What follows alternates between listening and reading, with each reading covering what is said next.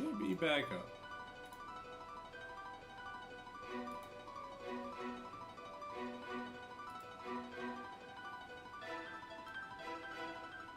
Okay, well, it looks like we're back up, but...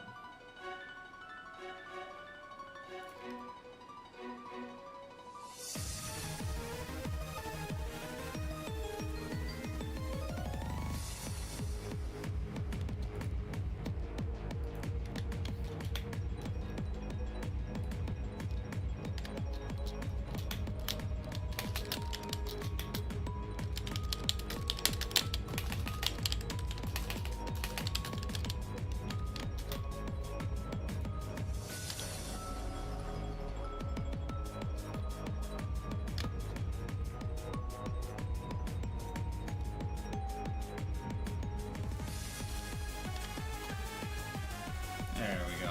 Okay. Yeah, sorry about that. There we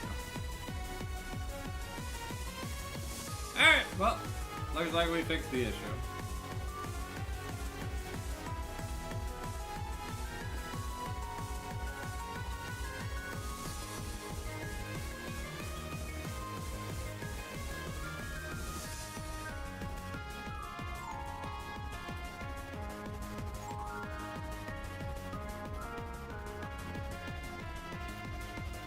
Sorry about that.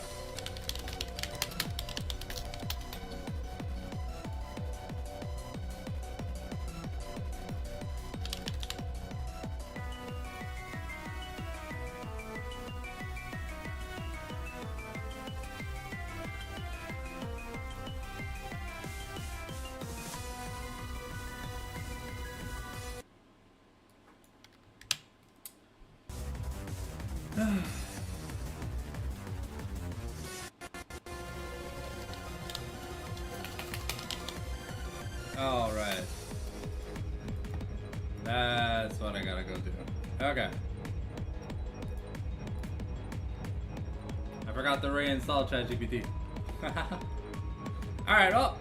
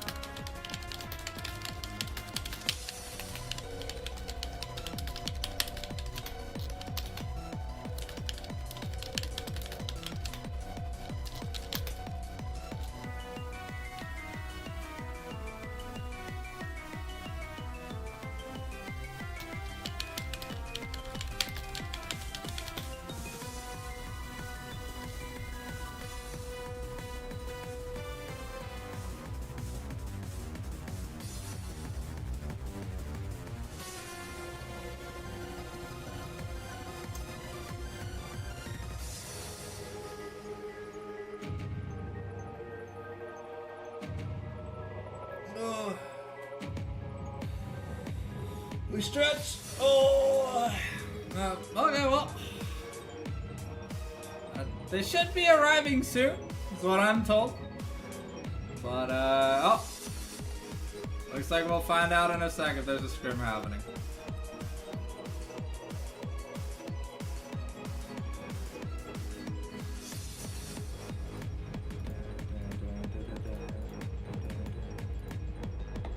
Alright, looks like we got... Oh.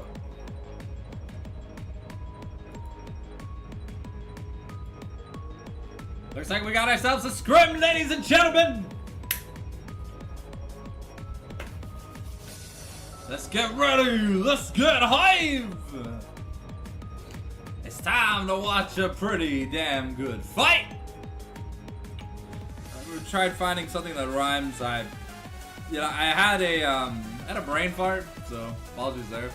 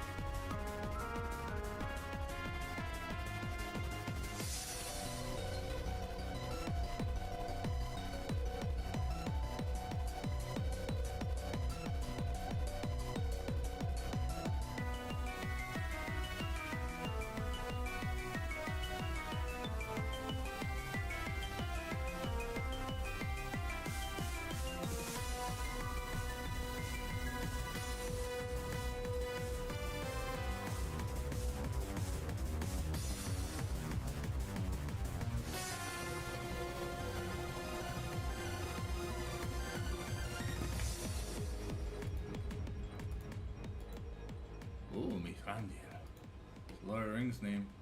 Sorry, I was on my phone for a half second. Please don't sue. Please don't cancel me, please. Please. I don't deserve to be canceled. I'm just a Giga Chad. Blue Archive is not my stream. I wish it was, but I could. Honestly, I could probably stream the Blue Archive stuff, but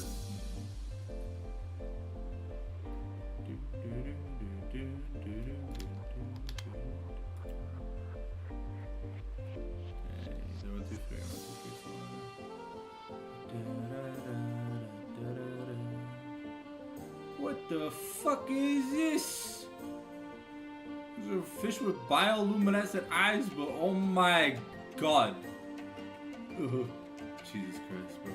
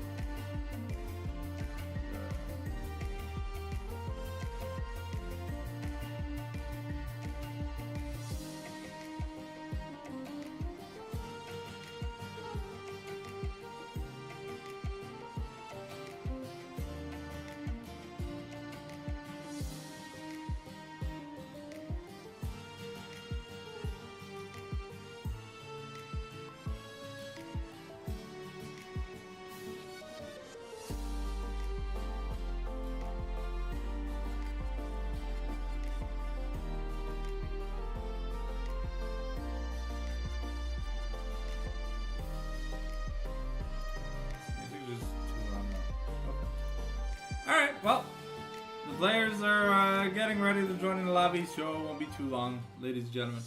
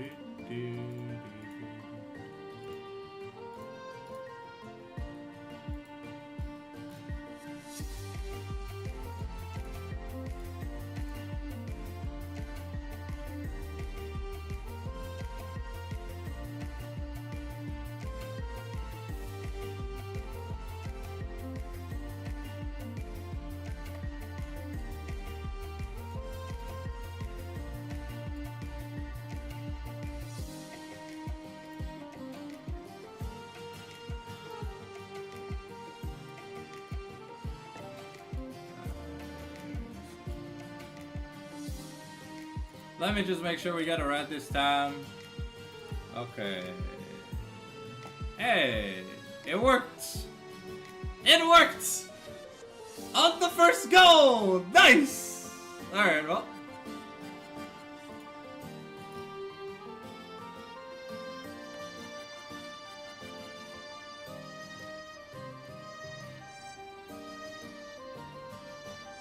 All right.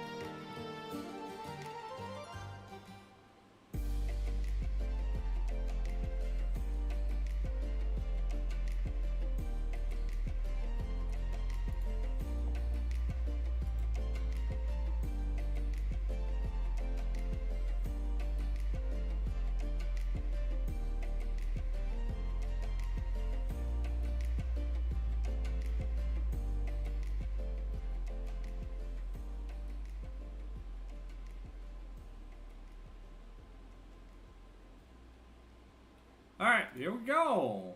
Already getting into the thick of it. Everybody knows it's time for us to get in the draft. So I don't know much about TDK Blue, but we know about our boys at High 7. This is the last scrim block before the Eternals Finals. So get your funny in, because we making some money tonight. Alright. Looks like a lot of Jungle Band's Rek'Sai. Okay. I saw that Rek'Sai got some buffs. It kind of neutered the tank, tried to give more of like the AD Rek'Sai a buff. Kayn always an annoying champion to play against. If he goes to town, he kind of just wins the game by himself. Jesus guys, sometimes the music is a little bit loud. But yeah. So Zed gonna be banned away here from Ebola. We're taking away Seraphine from TDK. We haven't gotten to see much of Ebola recently. As you may know, during the semifinals, we saw Wim stand up as a support, and we had McDabber in the mid lane for those semis.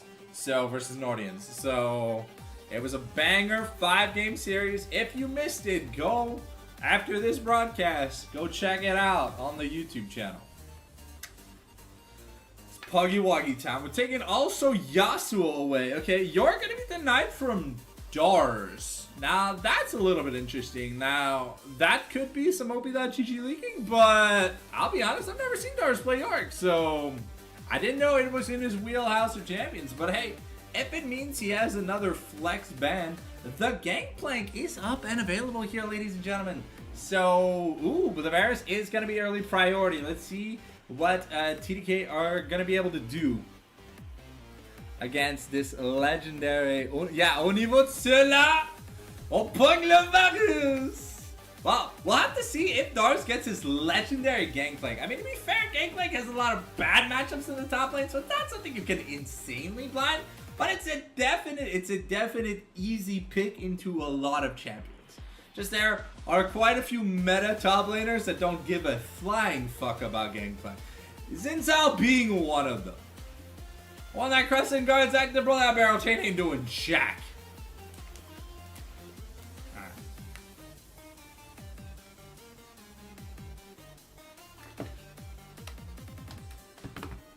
So once we get the payment issue resolved with my bank, then we'll be I'll be able to message the artist. So, well, the T-shirt. Hey, bro, man, calmate le T-shirt.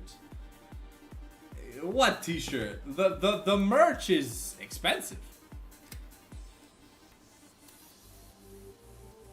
I don't know. I'm not on DME, so I don't have a sponsor for the T-shirt.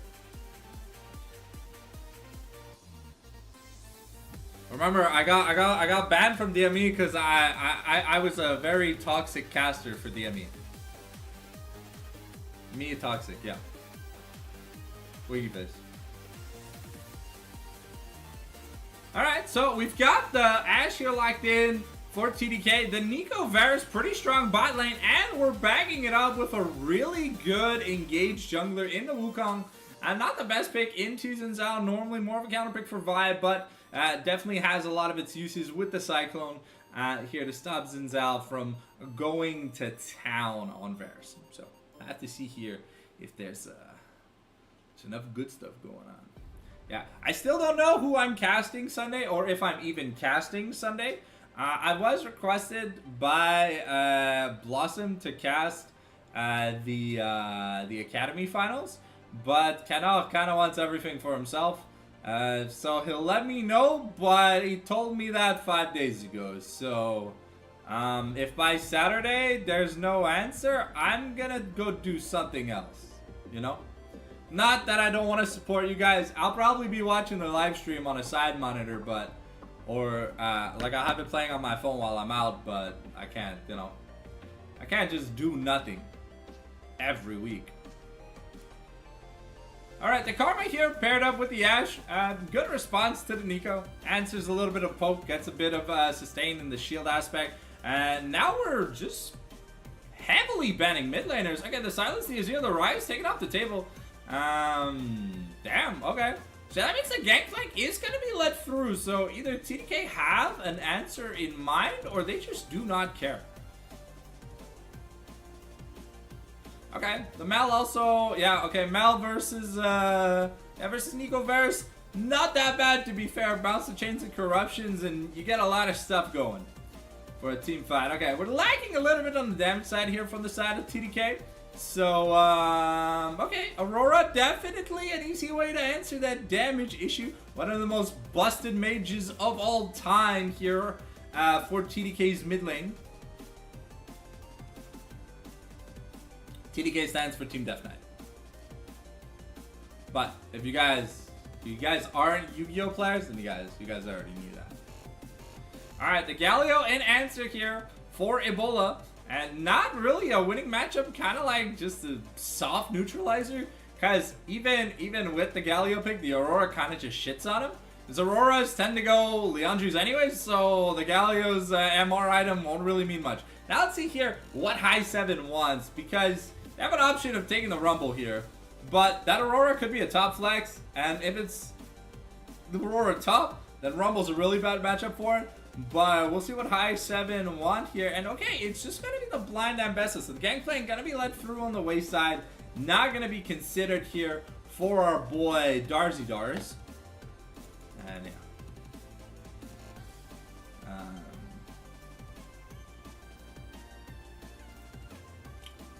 On the topic of t-shirts, if you guys do know where I can make custom tees or whatever, I wouldn't mind making a custom tee. Probably for like Christmas or something. But I'll be honest, I don't know the first thing to do with that. So the Renekton here counterpick into Ambessa's standards. So Aurora, Renekton, pretty good mid lane matchups here for the side of TDK. Bot lane should be heavily favored for High 7. And I mean, definitely the circle comp engage potential here from the side of High 7 definitely has some ways to go. We'll see here what we end up getting. What we end up getting in this early to mid game.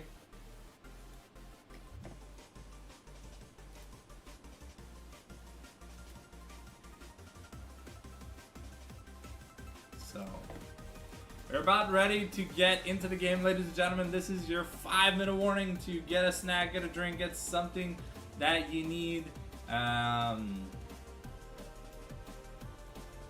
Head to the washroom if you have to. We've got some banger music. We've got some great people playing. And yeah, we're just here to have some fun.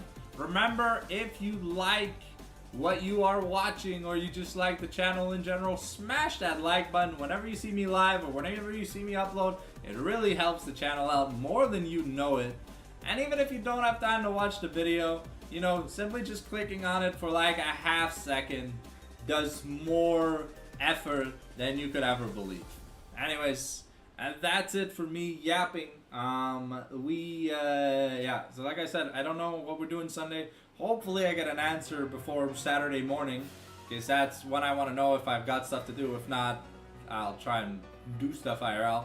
But yeah, for the thing with the teas, if anyone knows or whatever, if you ever want to add songs to this playlist, just send me through Discord your video game music recommendations, and we'll get them added to the casting playlist. Of course, you know, you gotta be based, so you already know what kind of stuff we listen here on the Fallen Cycle Incorporated while we are waiting for the games. So, oh yeah, let me just swap the screen while I'm yapping.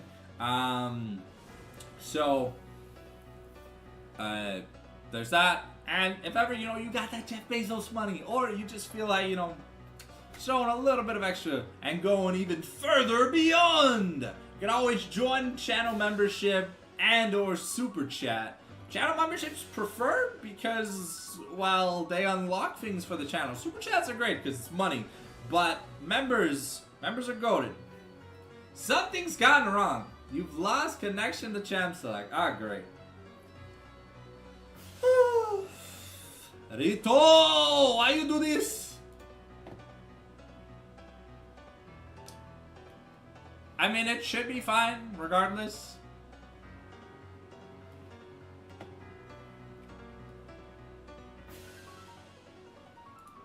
But yeah.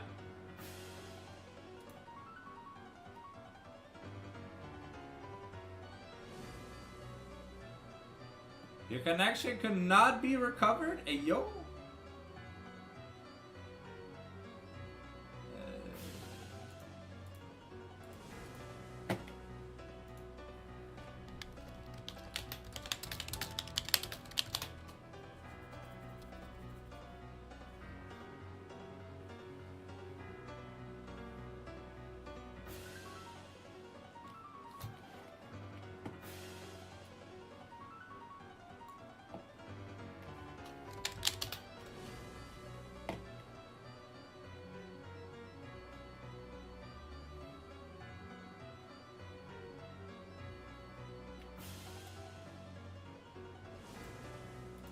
I love not getting an answer. Oh, it says online. It doesn't even say in Champ Select. Come on.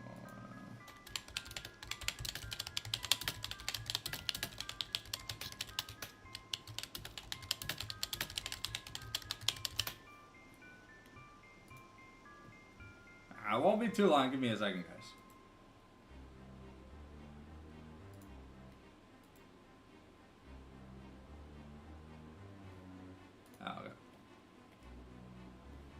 Won't be long.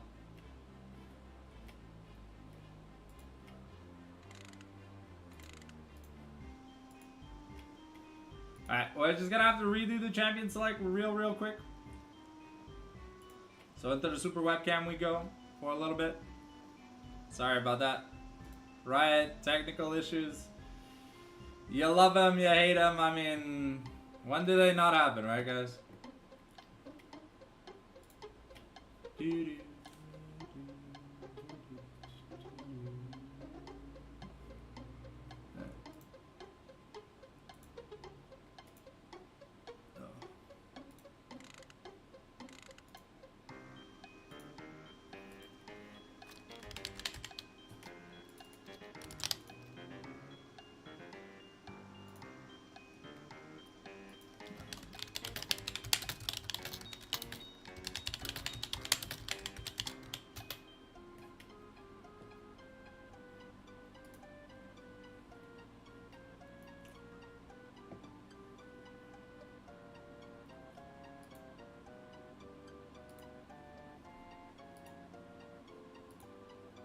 Alright, well, we are back.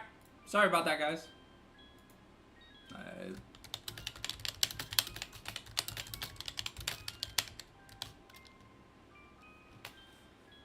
Alright.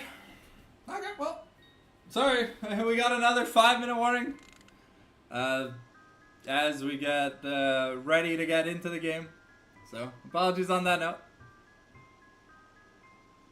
But hey, that means 5 more minutes of banging Donkey Kong and other cool video game franchise music. Reminder, So if you want to donate some songs to the cause, just shoot them in my Discord. Either my Discord or my DMs in Discord. So, whichever. I'm always down for new additions, fun new songs and stuff. And if it's video game music, then for the hell of it, I really don't mind adding stuff.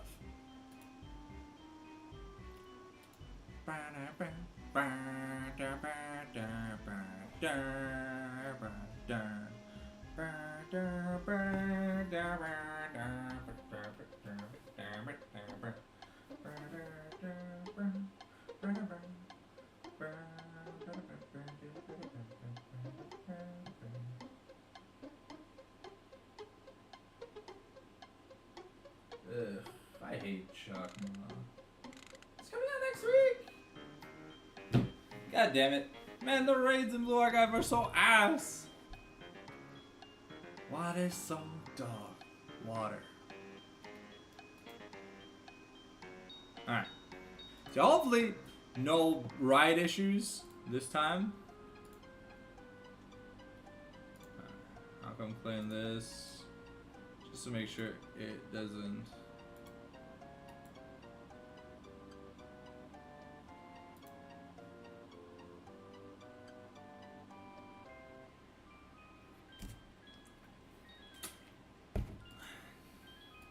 That's weird. Well, there's clearly empty spaces.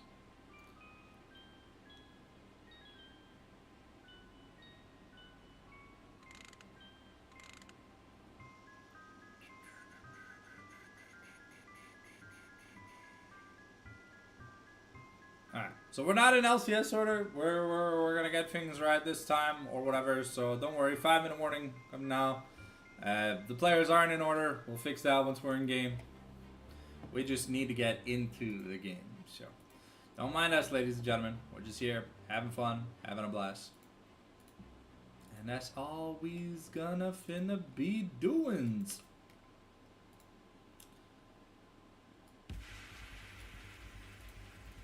Alright. Yeah, so don't mind the order of picks. We'll get things situated.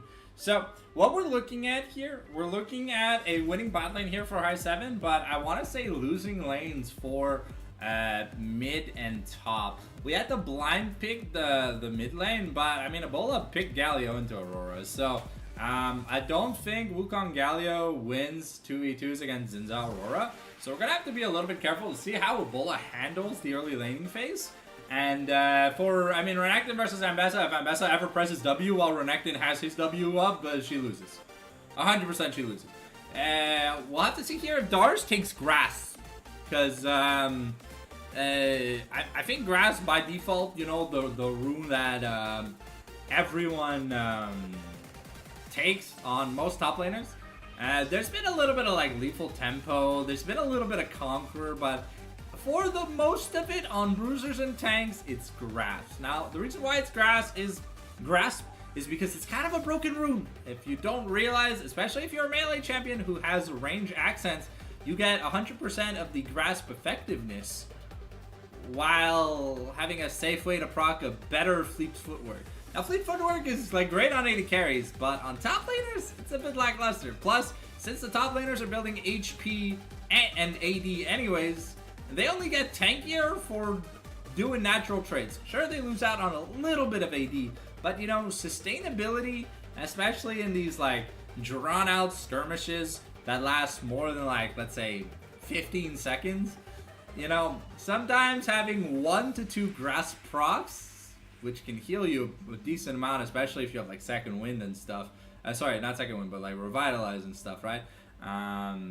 It can go to distance. So I never see Renekton take Grass because Renekton needs Conqueror to like be a champion. He needs Conqueror or PTA to be a champion because his kit really feels lackluster. Unlike Ambessa, who, while just naturally has a Black Cleaver as a passive, that has Omnivamp. So she doesn't care. Her goal is, you know, she hits a minion, then she like Qs, I guess that range auto, hits the Renekton and backs up. So That top lane is gonna be all about spacing, and it's whoever can do it better. Of course, I mean, jungle interference could be a thing, but I mean, Wukong naturally gets shit on by Renekton, and Xin Zhao is stronger than Wukong is early, so what we are looking at, oops, Jesus Christ, wrong display.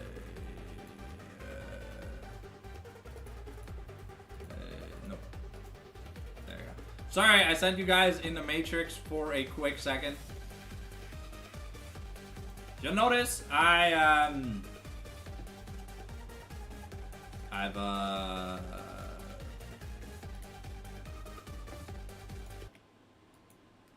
oh, we're not even in the spectator yet. Oh, we are. Okay, perfect.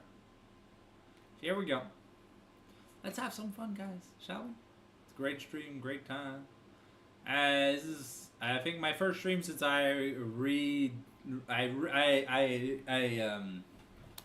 reset my PC.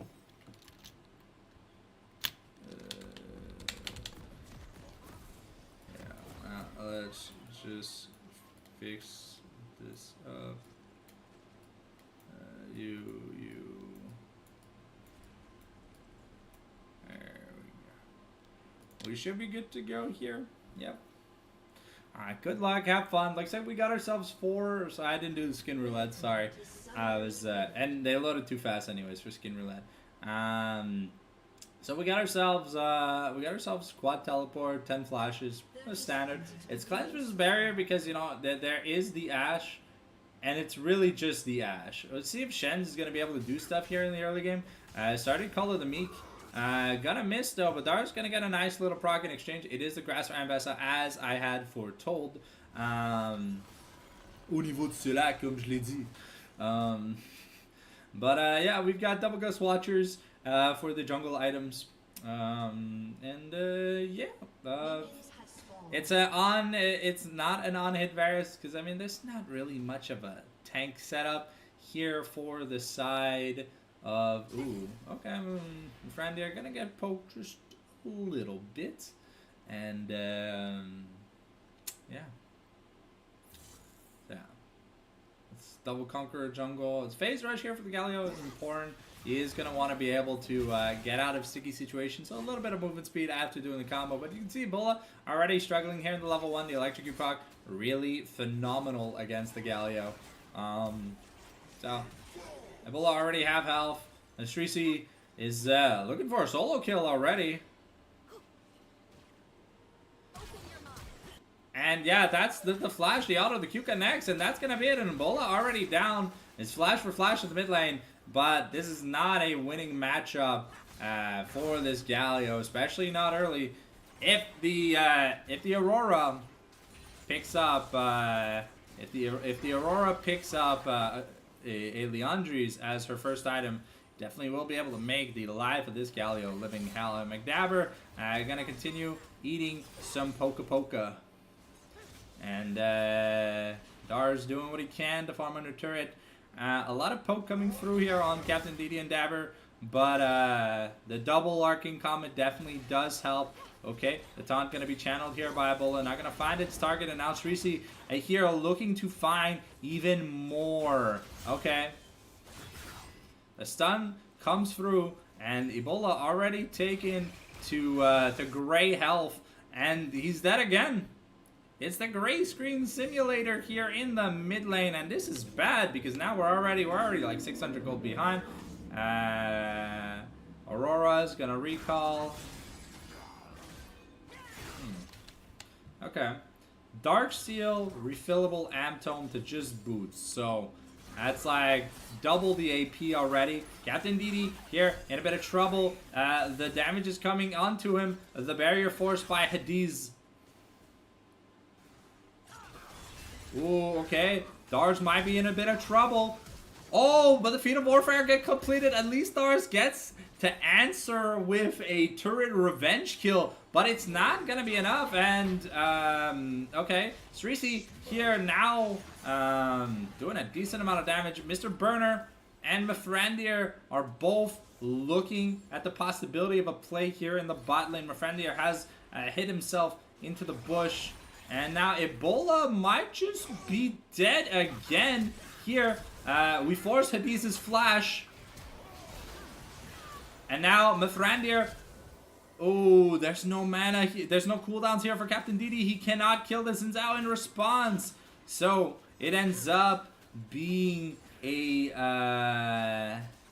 it ends up just being a 1-for-0. And now Hadiz and Saber are looking, and Saber gonna tank out more than he can chew, but that's an execute, so that's not gold given over, and we're already at a 2.2k gold deficit here in game number 1. And Bess is starting with cloth armor is definitely not the way you want when your opponent's got a pickaxe. You know, if you've played Donkey Kong Bonanza, you know how important the mining buffs are to beat that shit out of the scorched earth. And Ebola already taking a 40%.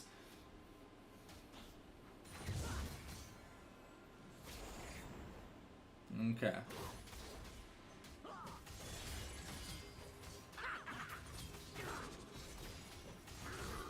Ooh. Okay. Okay.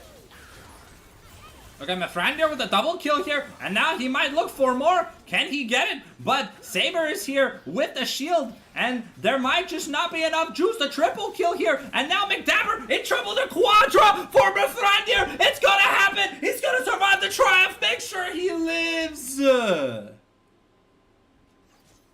What the shamalama ding dong is going on here? High 7 is down for the count. This is worse than when Muhammad Ali beat the shit out of, I don't know, I forgot the name of, I would say Sonny Liston. Ebola is getting mucker truckered. Okay, the Between Worlds, Srisi using it, and he's gonna get the proc on the passive now. Ebola here forced away once again. The root here connected onto Captain Didi, but McDabber with a nice minion play, and he's looking for it. Not gonna be able to find it, but Saber gets taken to about 40%. And now Xin Zhao's almost got a completed item thanks to that quadra kill. Things are looking desperate here. Okay, a nice root, and now Saber taking to 100. Can they make up the damage here? Hadiz forces the flash off Captain Didi, and now Mr. Burner might be in a little bit of trouble.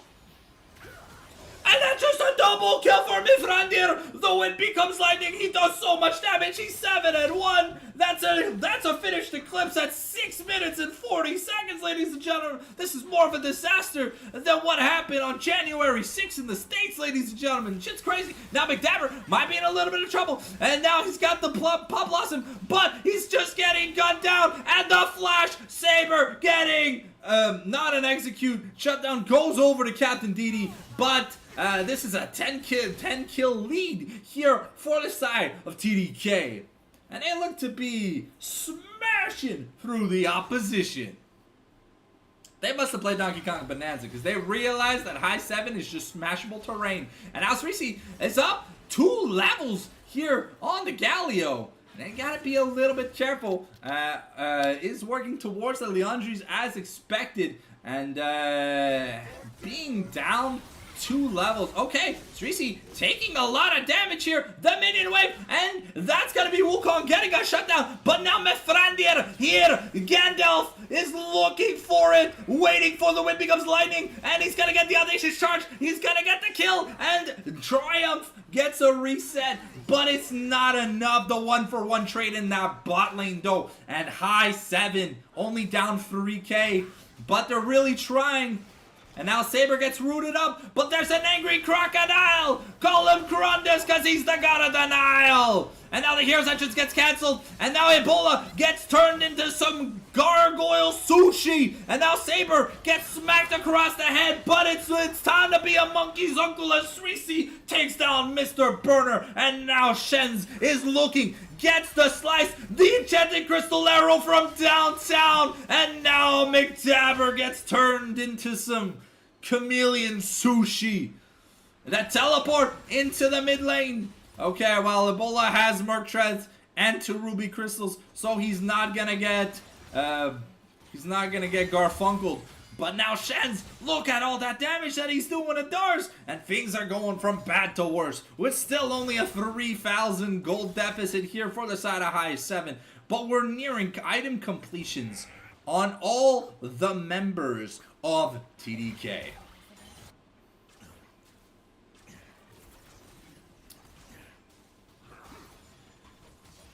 And the first objective of the game, surprising, the Void Grub's taken here at 9 minutes. So it's gonna be a very delayed soul, if anything. And now Ebola,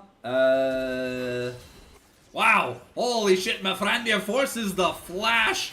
To find the play, but Srisai and Saber here, they're looking for some action, ladies and gentlemen. And this Aurora, she's just unstoppable. And Mithrandir finds McDapper in the river. He goes hunting. This is a massacre. Yeah, definitely a little bit of a matchup diff, but I think, you know, the warm-up diff, it feels like TDK fully awoken to the terrors that are,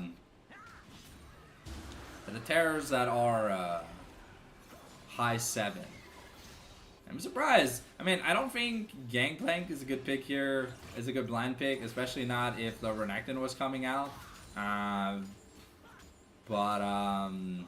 McDabber trying, but yeah, this Nico, okay, Shen's gonna miss out on 2 minions there. A little bit of a guard fumble, but he's got that Shojin. The Leandri's in the mid lane, and like we're still working on a Rod of Ages here for Galio, so that means we're trying to. Ooh, okay, Hades gets found out. There's no cleanse here, and now we try. The flash extends, but now Mithrandir is gonna be able to find Captain Didi, and now McDabber just gonna be sent. To hell. Yeah, that's the one becomes lightning.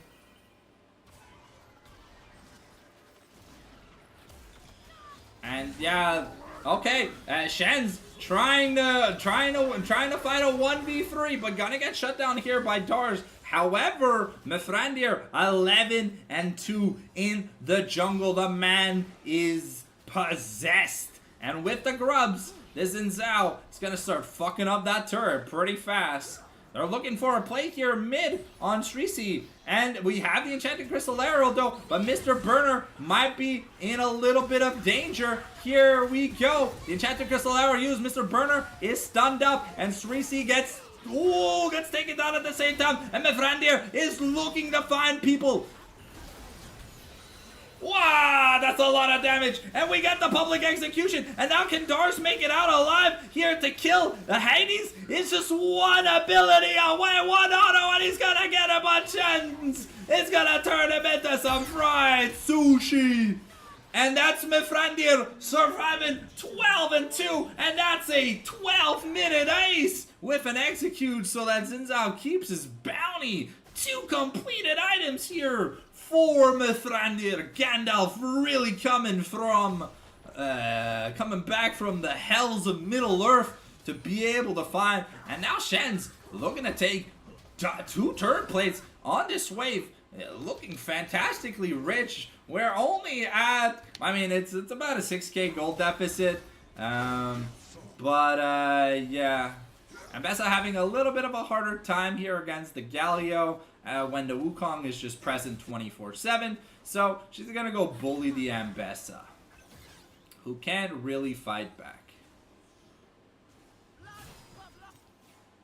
And while, yeah, Renekton fighting a mage with Merc Treads,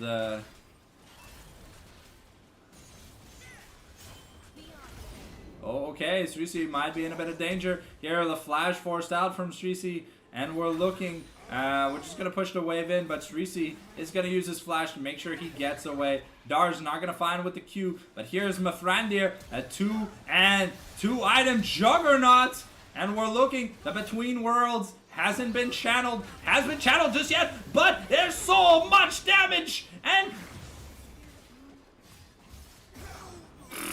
Mithrandir's unstoppable, legendary. That's another double kill for Mithrandir.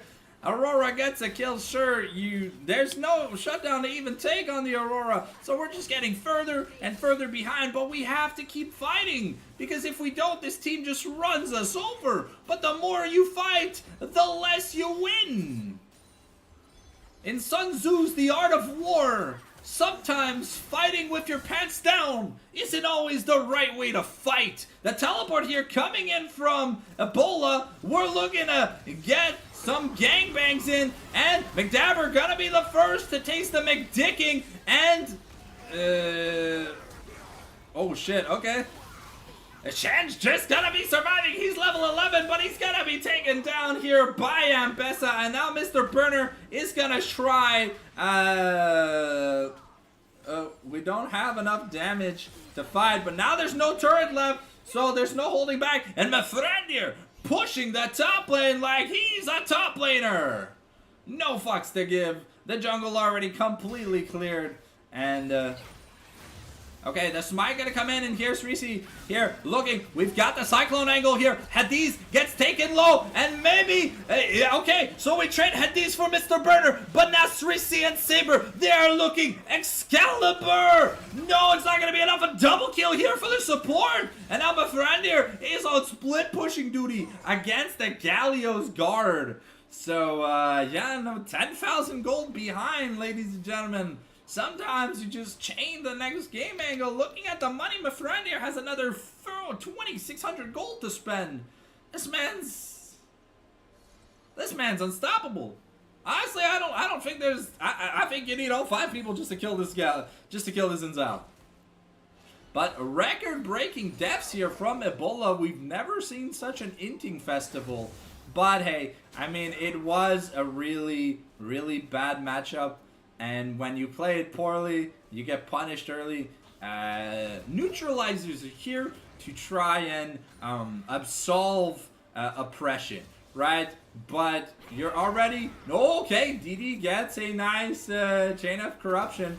But that's a 4-stack here on this Herald, and they're probably looking to open the mid lane completely with it. No contest angle. There are objective bounties available for the side of... high 7. So let's see here. We got the opportunity picked up to about almost at the 1 item range for every player here on high 7, while we're almost at the 2 to 3 item angle here for the side of TDK. So here, this dragon fight actually going to be important. It's worth quite a bit of money. There's a 1,000 gold bounty if Mr. Burner can get a shutdown. But even Saber, look at how much damage he's doing. Already took 20%. And now Mithrandir knows that it might be a little bit dangerous. He is a level ahead, but they have the Between Worlds, they have the combo, but it's gonna be, they're gonna be able to find it, and now they're looking, get a Cyclone angle, Mithrandir uses the Crescent Guard, trying to get back to his turret, but it's not gonna be enough, and it's gonna be a nice shutdown, but they're gonna lose the mid lane in exchange. The mid-inner gets taken for the shutdown, and and Ambessa really happy to get another shutdown. Sadar's being catapulted back into this game, but still down almost 3,000 gold. That's how far he was behind, and he's gone almost all the 1k gold leads. And now McDabber looking for a 3-man pop-up, but there's no ultimates. McDabber going in, it's suicide, and now Hades is trying, but the blast cone gonna be popped, and Mr. Burner is gonna be is he gonna be sacrificed? No, the hero's entrance coming in from the Infernal Galio is gonna be enough, and Hades is surviving. But now here comes 3C, and 3C has Between Worlds, so we gotta be careful. Okay, the Gromp is going to be abandoned by Hades.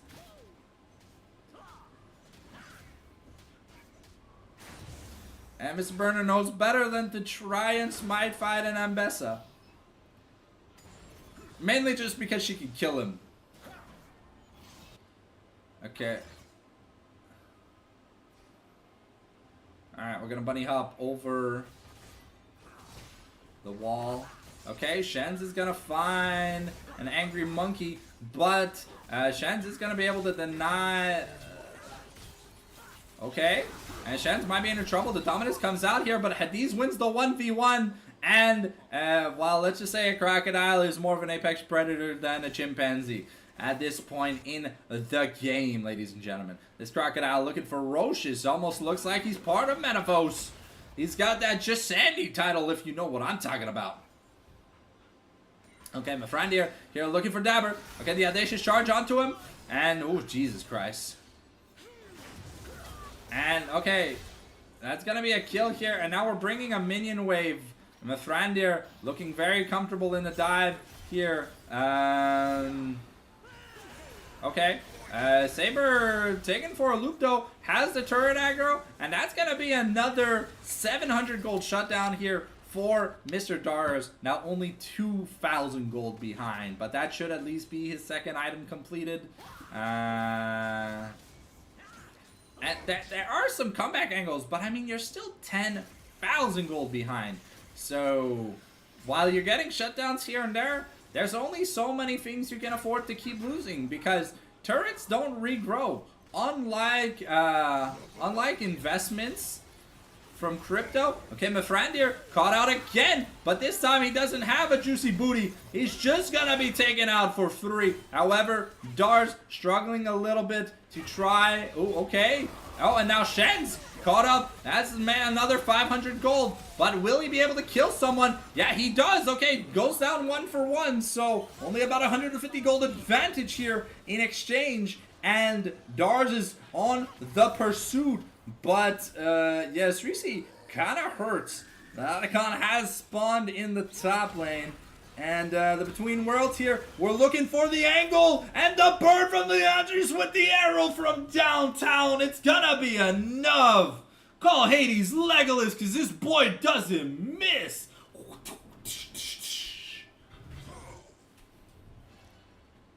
Maybe they should have cast Hades as Hawkeye in the Avengers. Maybe the Avengers would still be together. Okay, McDabber really trying, but you know, McDabber and Ebola in the double-digit death crew. Things are not looking that fantastico. The Sterix finished already. And Saber, the GOAT, picking up the Watchful Wardstone. Hell yeah. You know I gotta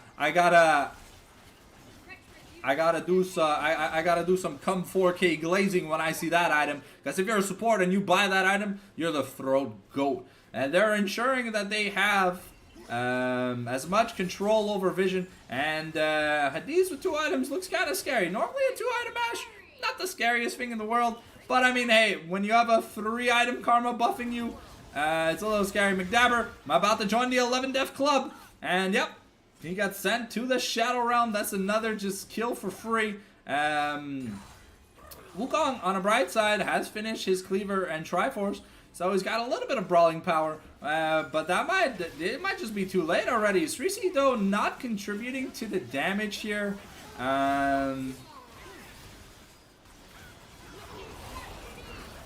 Okay. The Thrandir knows better than to do the dragon. So the Otacon gets stolen. But the team fight overall, it's a disaster, and it's just an ace.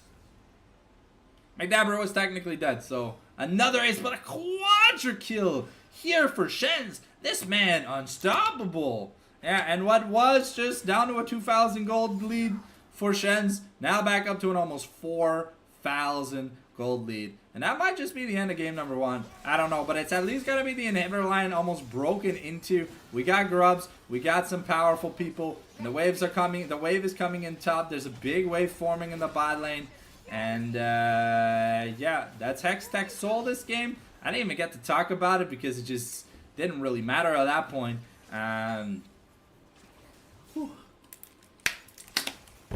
Alright, Hades gets a little bit caught out, gets knocked up, and well, it looks like he forgot to take his birth control.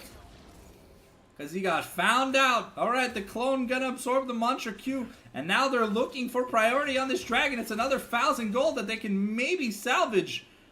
But at this deficit, the amount of items there behind is just insane. But everyone has to recall, so that is gonna be a dragon bounty given over, giving us to 2-1 in dragons here for the side of High 7. A decent bit of money here acquired. And now, I mean, Dars is, Hades and Srisi have to be a little bit careful because we're nearing that 3-item point on the Ambessa. She's looking pretty strong. We're almost 3 items here on the Wukong. And I mean, the Verispoke kind of hurts.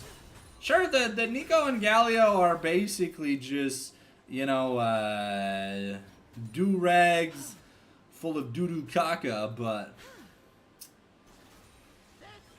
Okay, we find Tracy here, and Mr. Burner looking. We got the Between Worlds, we got the knockup here, but McDabber gonna find a beautiful knockup. However, gonna get taken down in exchange.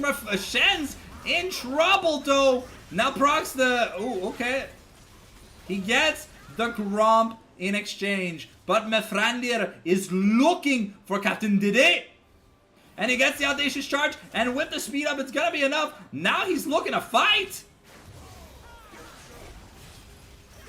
Oof. Almost takes down Mr. Burner as well, but they lose that bot lane for that trade. So while they do make a little bit of money, they do lose a good part of their base. And there's only so many parts of your base that can go missing before it's Gjovered. Alright, third item here. We get the Sundered Sky for the Wooks. And we almost have the Leandros for the Galio. I mean, this Galio is going to hurt a little bit. There's not much magic resist here built up on the side of TDK. But, I mean, at this point, the Karma is almost full build. She has upgraded the Watchful Wardstone to the Vigilant Wardstone. So now, an increase to the amount of wards that she can place. And Srisi just looking comfortable. Look at that! Through the Galio shield, who has a shit ton of HP and Merc Treads. But now, Srisi might be in a bit of danger. Forced to Flash here, has the Between Worlds. And here we don't have the Cyclone angle just yet. But the rest of the team is here looking to back up the team. And the slow coming in. The Enchanted Crystal are going to be dodging. Nice Chain of Corruption here. We're looking for a fight. Saber almost gets taken down. But Frontier isn't even here yet. McDabber gets taken out. And now Ebola in trouble. He's going to be taken down as well. And ladies and gentlemen, that might just be the end of the game. We have a super minion wave coming. We still have Mefrandir's ultimate, the Crescent Guard for that turret dive. So it is time to nut up or shut up. To be a hero is what Mr. Burner has to be. Dars looks for an angle. He needs to find a good public execution. And Saber is not going to be taken down. There's too many slows, too many speeds up, too many shields. And Dars is looking, but he's getting melted. And a double kill. And now Hadiz is flashing in. He's got the auto attack. But the turrets are just saying, no, thank you, sir. And now it's just McDabber against the world. Though I don't know if there's enough sauce. Here, we get the hero's entrance, the Galio ultimate comes in just for the minion wave, and now the Hex Gates are gonna be channeled. Perfect positioning by TDK, and make sure they don't get walloped here. And now, since that almost has a death stance, we have the Rift Maker on the Aurora, we have the fourth item here, now on the Renekton, Jesus Christ. Yeah, okay, yeah, things are not looking great. I finally have with Zev some anti-heal now here for the side of high 7. And Leandri's finished, 3 items finished, Zonia's finished here for McDabber. Maybe the god tier angle is finding a phenomenal play with that. But I mean, I just don't know if there's enough momentum left in the tank, guys. There's just one Nexus turret left. Okay, Srisi might get caught out, and here, yeah, McDabber, their main engage, gets found out. Mr. Burner gets slowed down, might be in a bit of trouble, has the flash, has to be careful, and now Captain DD gets caught up here by the Renekton. Okay, but Dars is trying the 2v1 strat, does not work, and now Srisi looking... But he's not going to be able to find him. Mr. Burner gets taken down here by Le Bombardier Crocodile. And Mefrandir just doesn't care about this Galio. Finds another one, becomes lightning. And yeah, that's just the game 1. GG's here. And well, going into game number 2, we're going to expect an uphill battle here for high 7. I didn't think the gap would be that insane. But... damn, what a good showing by TDK. Really just, you know, flexing the proverbial muscles on the face. That is high 7. Alright, back to the super webcam for just a tiny bit. Something went wrong.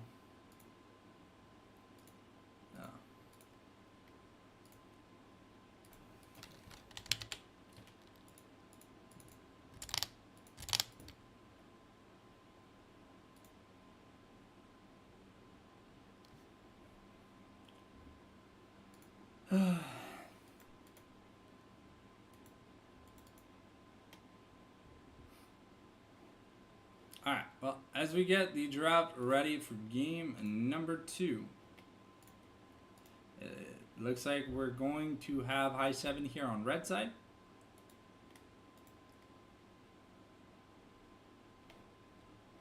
Let's get the music back up and running.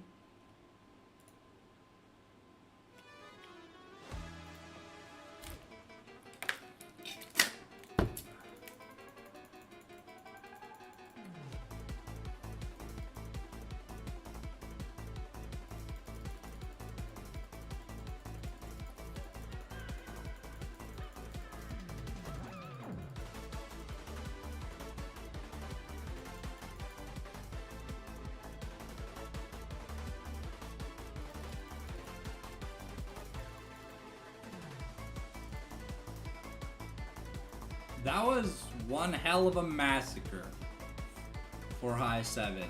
So let's see if they can at least put up a fight in this scrim block. Alright, the draft already having started.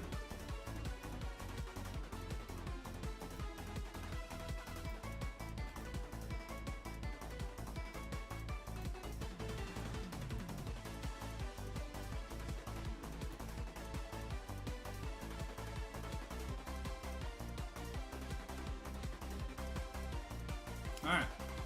The same jungle bands here. The Rek'Sai, the Zed. Okay, looks like the bands are staying consistent. This is Heart Fearless. We have confirmed that. Seeing that Srisi and Shen's with Mafrandir kind of just went to town on high 7, especially. I mean, Didi and McDabber did what they could. But the second the reinforcements started showing up, things got from bad to worse. Okay, so the York band staying consistent. So we have all 6 bands staying consistent here. What does TDK want to take here on blue side? A lot of great picks available, and I mean, we saw that Srisi looked fantastic in Aurora, so I imagine his Azir must not be that bad. Nefiri, the lock-in here for Mithrandir. Understanding that he decimated Mr. Burner in that last game. Okay, Poppy, a really good pick here into the Nefiri. Still current a hover, not locked in, but good foundations for a front line and some good jungle objective options should the need arise.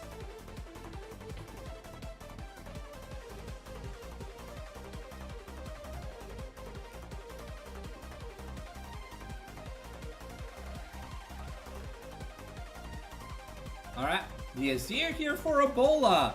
Okay, but I mean, the Talia is available, and I hope Ebola's ready, because the Talia Azir matchup, it's not a fun one. Nope. Talia Poppy is definitely a disgusting combo, but Poppy being, oh, the Victor, okay, as the answer into the Azir, the outscaler style pick instead of the lane pressure pick.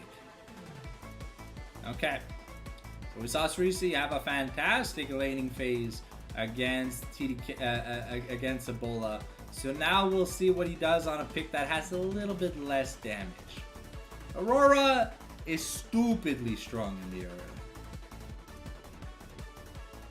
There's just not much you can do.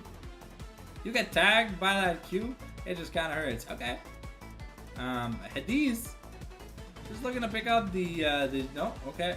And we're going aggressive with the Corkster. Okay. A lot of team fighting elements drafted here for the side of TDK. Let's see what high 7 is looking to pick up in their 80 carry. Oh. Ezreal, sometimes a pick we see against the Corki, but we've also seen the likes of Jinx and other hyper carry style champions. I just don't know if high 7's going to have that much time. So it's just going to be the MF. We're going to look for a strong laning phase, the sustain from the Bloodthirster into a high AD build. Here, Corki got some total AD buffs, so the Bruiser Corki build has seen a lot of play here in China. But we'll see. LeBron taken away here makes the MF very redundant in the team fights, and I mean, Saber was putting the pressure on last game with that Karma performance. The Vi here taking off the board. I think High 7, I think they don't know that it more than likely is Mr. Burner's Poppy. But I mean, Vi MF is still a combo that can be a little bit scary. Not that I wouldn't want to see McDabber on the Poppy, but I just don't feel that it's his, you know, kind of niche champion. All right, Lorel taking away some solid engage options from the side of TDK, and Ornn banned away here from Dars. Okay, so Dars has almost like completely shifted away from the Dars style pick. The Gangplank left open 2 times. I'll see here if it comes in clutch.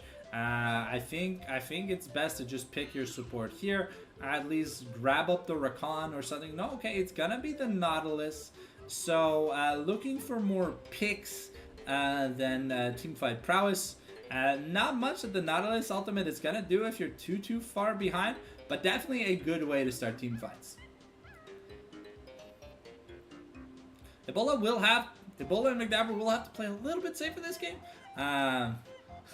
Chilling in almost the 20 death club was pretty rambunctious. Okay, so this is Maokai's support? Because I don't think I've ever seen the Fury outside of the jungle. Okay, so yeah, it is Maokai's support. Unless it's Kemi's support. No, okay, well, I mean... Okay, that's definitely the top lane pick. If they're considering Gazande, it's definitely the top lane pick. They're still thinking. Gazande would help round out, and I mean, it's good at isolating the Azir and the Misfortune. So, not a bad champion. But it's going to be the Aatrox at the end of the day. We're just looking to smash through the faces of High 7 as quickly and as combo efficiently as we can. Sorry, I'm just reinforcing the nail here. And I mean, Gangplank into Aatrox, not the worst Gangplank matchup. So if we're gonna see it, we're gonna see it here. But maybe Dars has just moved on from the Gigaplank.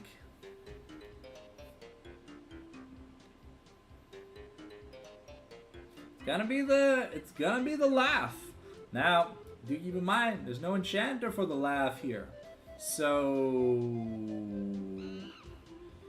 things could get a bit ugly, and I personally, I just don't see how they deal with this Victor with this super short range comp.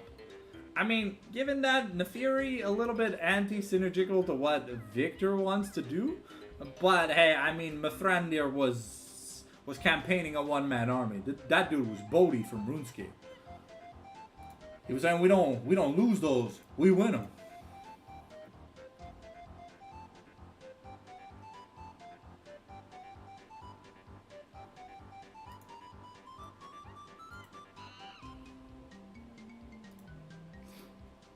Alright, so that was a hard game 1 to watch for our heroes in the High 7 department, but worry not.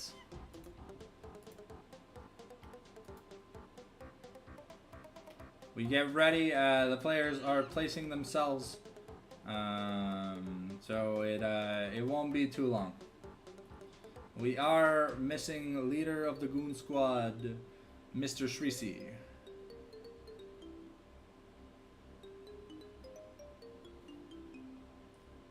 And then we'll be able to get the lobby started.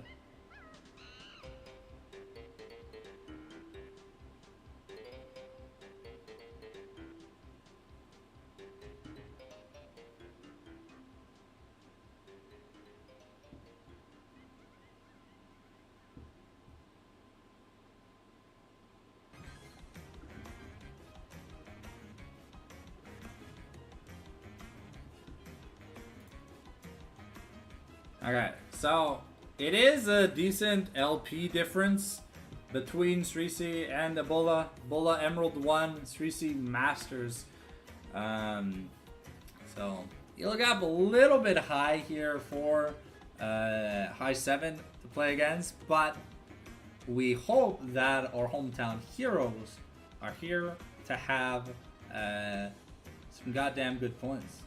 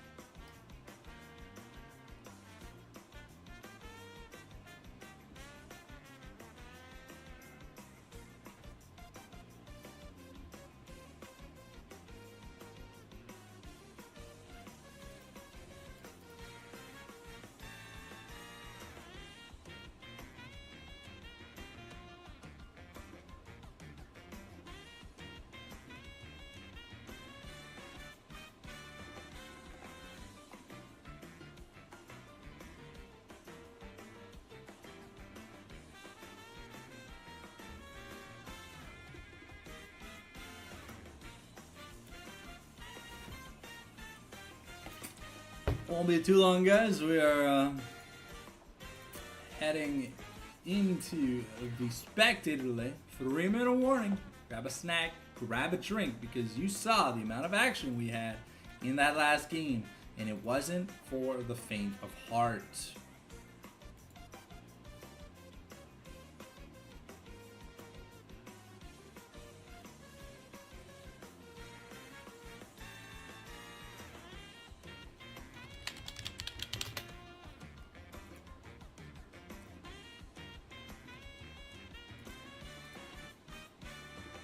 Alright, so, do we have faith in this high 7 team comp, boys?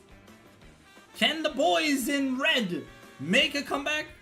Or will they just get smacked around harder than when you talk back to your father when he has a belt to quit? That's the real question. I'll be honest, things look shaky. There's a lot of strong picks here from the side of TDK. They have some really good scaling, so. And I mean, look, I'm an NA Copium fan, but even I know my limits. So, I'm just not sure. After what I saw in Game 1, it's a little hard to be Omega optimistic. But hey, if there's any Eternals team that can make a comeback, it's definitely our boys in red over at Eternals Gaming. Wow. It's definitely our boys over in high 7. I believe. But we're definitely going to have to clean up that early game just a little bit because it really did not look good.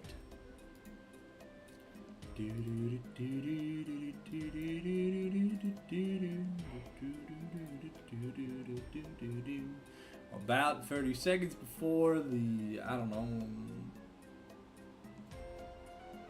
British hotel jump scare, I think. I don't know. Where the fuck is this?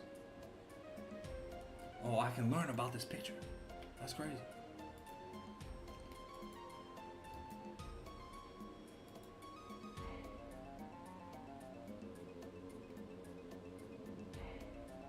Alright.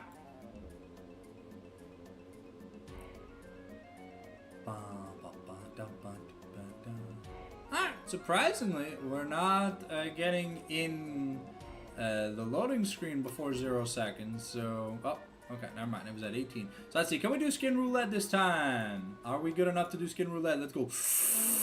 Warm up them butt cheeks. We got ourselves Prestige, DRX, Aatrox, Lizzie, Fury, Salves, Victor, Corgi, Maokai, Broloff, Lollipop, SKTT10, Battle Queen, Misfortune, and Fright Night Nautilus. Here we go, ladies and gentlemen. We're getting ready for some goddamn good action. There you go. Sorry about that. Display capture. Alright, looks like we are also all in LCS order. It looks like TDK looking to start with a bot side invade. We're pinging the mid lane inhibitor. Alright, standard 5-point here. Will Captain DD succumb to the dick cheesiness? Oh, is he gonna be aware? Oh, maybe not. Ooh, okay, the flash forced out, gets 10 gold in exchange for his flash, but that definitely means that Neferi is going to be glizzying and gobble. I was trying to find something that rhymes with glizzying. Minions have spawned. I guess finagling. Finagling is... Well, anything that ends in ing rhymes with glizzying. What rhymes with glizzy? If you know, type the answer in the chat, and I'll try and find a fun quip the next time I see Glizzy Neferi. Rarely get to see Neferi in Eternals. The junglers are more along the lines of the Vise and Zhao Pantheon Wukong family. Okay, Hadid's just gonna, you know, he's gonna throw a dog toy at Captain DD's face, and now Mithrandir getting pushed off his blue buff, but Aatrox is coming behind. So things could be a little dangerous here for Dars. Might be stuck forced to use the ghost, but just here to reset the tempo, and that should buy. Oh, okay, a nice hook from McDabber, but McDabber going to be taking about the 50%, and now Captain DD forced to chug his pot. The Maokai, known for fantastic sustain, so it is okay. The Smite fight goes here in favor of high 7, and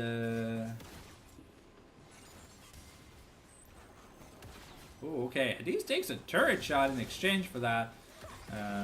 Ooh. Okay. And now the turret, it has a mind of its own, and DD doesn't have. Ooh. Oh, is it gonna be enough? And the auto attack. Okay, that's a double kill for Misfortune. Okay, Captain DD, not Captain fucking around. And they're looking for an angle on Srisi. Srisi forced the flash before Poppy could look for that wall slam angle. But yeah, okay, that's Poppy taking blue buff and wolves away from Neferi. So Neferi start definitely delayed. Mithrandir still has access to his flash, so he should be fine. Just gonna be a little slow on XP. However, in the mid lane, looks like Ebola managed to get oh, okay. Mr. Burner might be in a little bit of trouble. Ward placed here.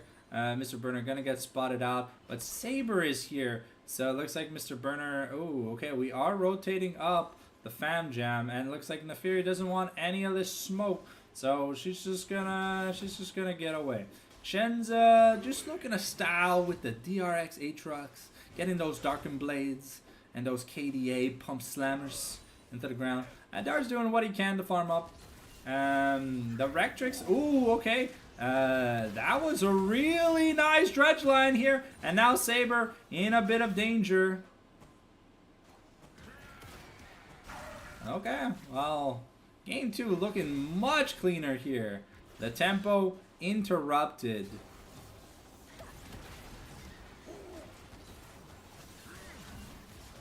Okay, well, unfortunately, McDabber had no way of surviving. Had his flash, but I guess opted against it. Ebola with a roam in the bot lane. A little bit interesting here. I don't know what the Azir is going to be able to do. Has one shifting sands, but we have Victor here teleporting to stop that play.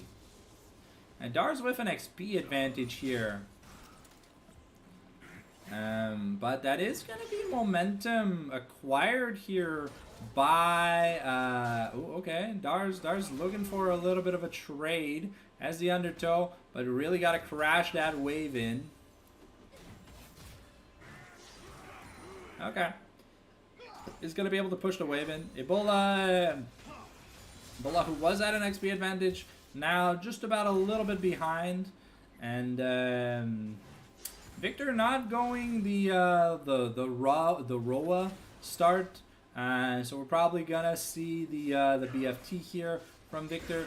Biggest thing to remember about Victor is that minions do count, so if you can avoid hitting your opponent.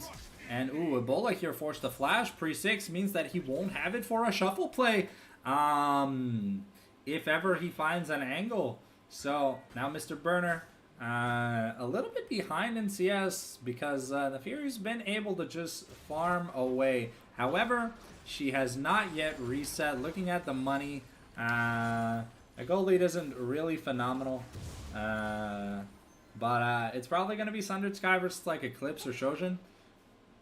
And we've got a Nashor start here for Azir. Neferi defensively taking a recall just in case they were trying anything suspicious. Okay.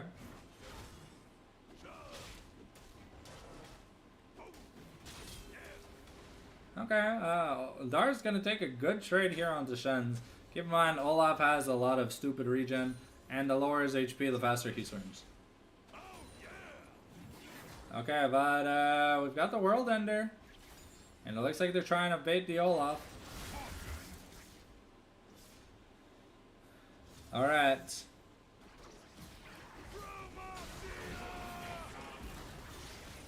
And that's just, yeah, that's enough damage. Unfortunately, Dars did not have the survival. Oh, so Burner was looking for a slam angle, but Srisi playing a little bit safer because his flash is still on cooldown. Captain DD also level 5, getting close to that level 6, given that he's had just priority access to the wave, and Corki's been a little bit punished this game. I mean, to be fair, in game 1, this was the lane that was bleeding the less amount of money. Oh, it looks like it's gonna be Youmuu's here for the MF.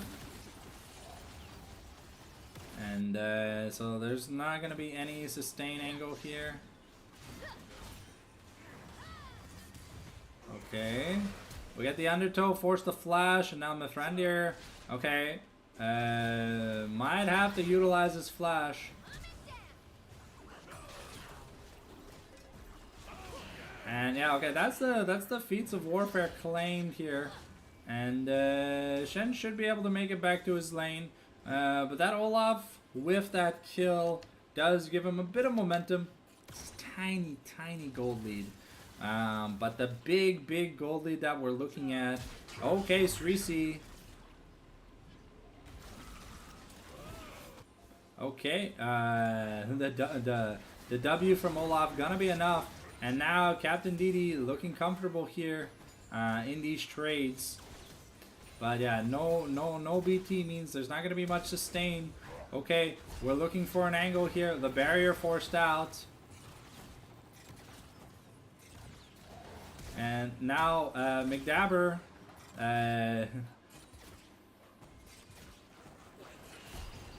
Ooh, unfortunately, a double kill here for Mithrandir. We just didn't have the damage to kill Hades. A well-timed barrier to bait Captain DD into overstaying, and Mithrandir having the ultimate, able to just come back in, and now it looks like he's rebuilt up a Foundations lead here over Mr. Burner. And yeah, when the Fury gets fed, it's a little hard. Saber's looking for a play. But Victor only has an Amptome, so he doesn't necessarily have a...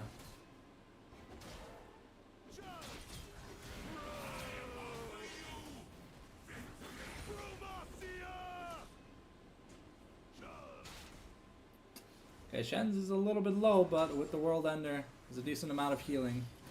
And he should be fine.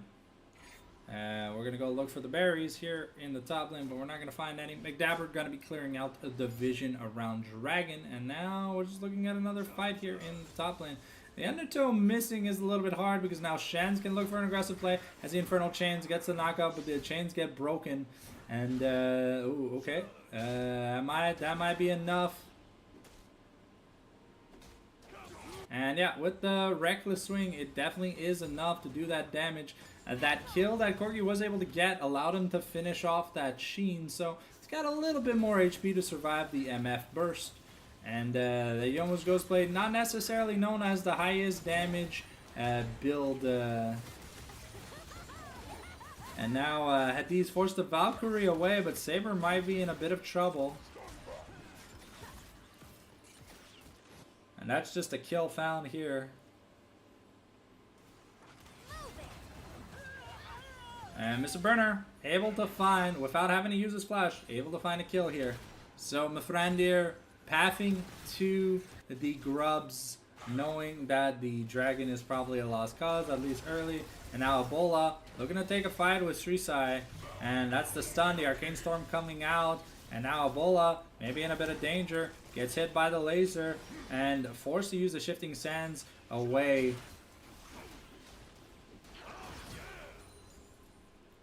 Okay.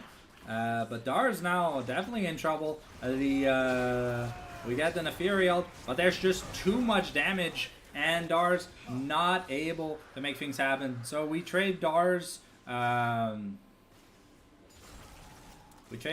for a the grubs. But the grubs were already being traded for the dragon. So Dars, unfortunately, ISO def again. And 1-1 in objectives. This time though, high 7 able to hold on to a minor gold lead. Okay, we get the Nautilus ultimate to try and dissuade something, but Mithrandir. Okay. Mithrandir are gonna be able to take away the chicken camp. Mr. Burner got taken really low, but Victor has just no mana to play with, so can't really do much. Is going Leandri's first, and Dars is looking to get some value out of that Stridebreaker. Thrandir is here for a gank, and there is no Ragnarok. There's no Hound's Pursuit for another like 15 seconds. The teleport here from Victor means that we have the Leandris, and now Ebola is in trouble. Has to definitely take a recall. Hubris first on the Misfortune. Okay, excuse me, I've never seen that before. And now Shen's gonna find Dars in a bush, but unfortunately there's just there's just not enough damage or sustain here from the Olaf to be able to take this Aatrox down, and Shen's is starting to build a decent lead in that top lane. Only 200 gold right now, but is definitely comfortable experience-wise. Okay, Shen might be taking a pound down here.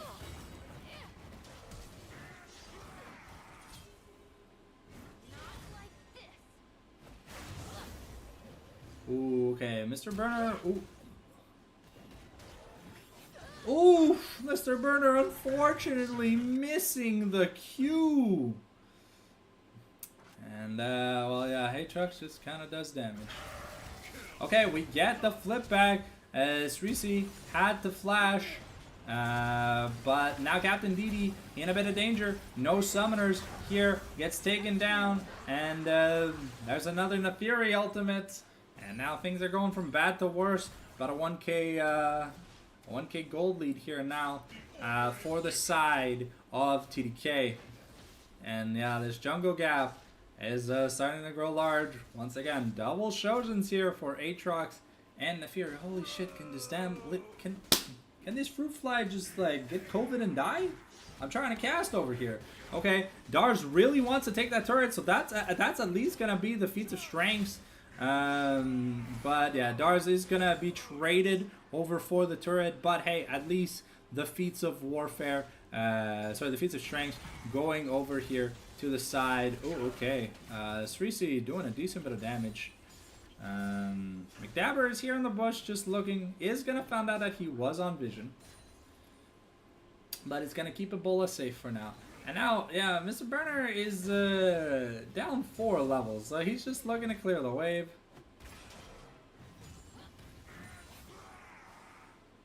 As best he can.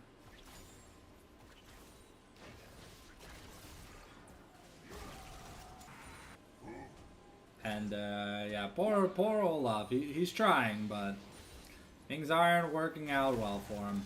And yeah, Ebola not having any fun in this mid lane.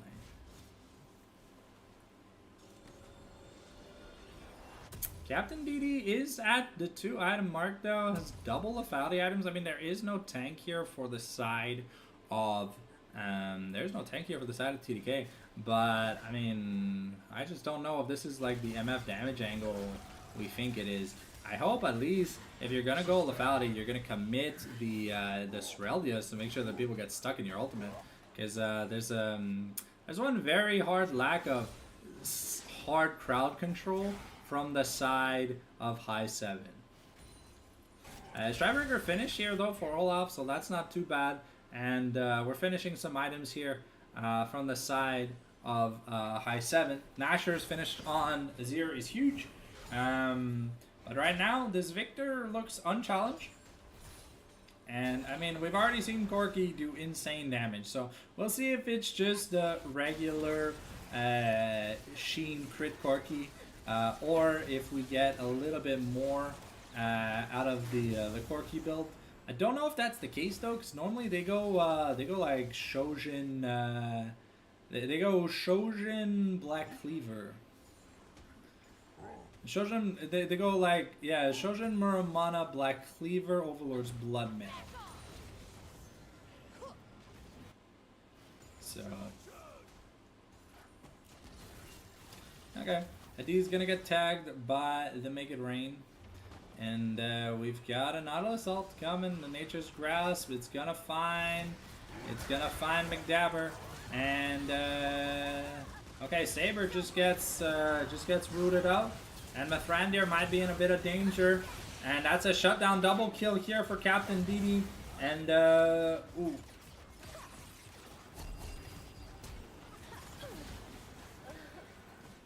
Okay. Oh, wow. Oh, Corki manages to get like a Gatling gun kill here on the Poppy. So it ends up being a 2 for 3 here. But Misfortune definitely on the winning side of that trade. Look at all the money. 1,400 gold lead here for... oh, wow. Jesus, poor Dars.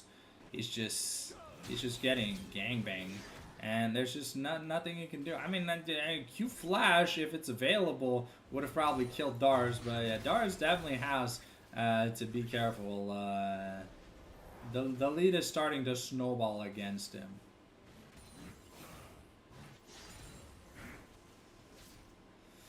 And Ebola, okay, gonna find Srisi under the turret.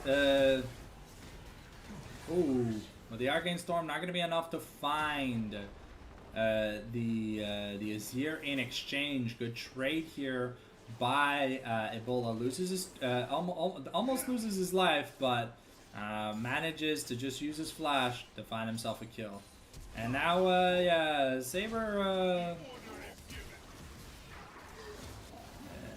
ooh, okay, D's with a nice Valkyrie to dodge, and now we're getting the Aatrox teleport in, and we're looking the World Ender. We're looking to get here, and now McDabber might just be in jail. Oh, but oh no, a nice.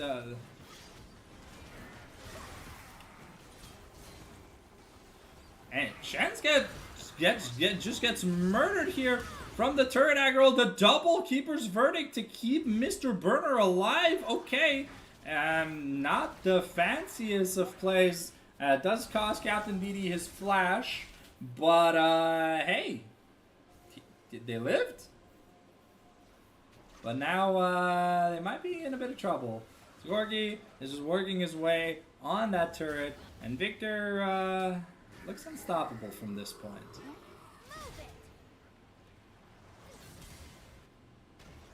Okay. Is that a Bloodletter's Curse here? Okay, so it looks like we got Cyclosword coming in here for Aatrox. Is really just looking at one-shotting Misfortune. That's the goal. He wants to find there no matter what.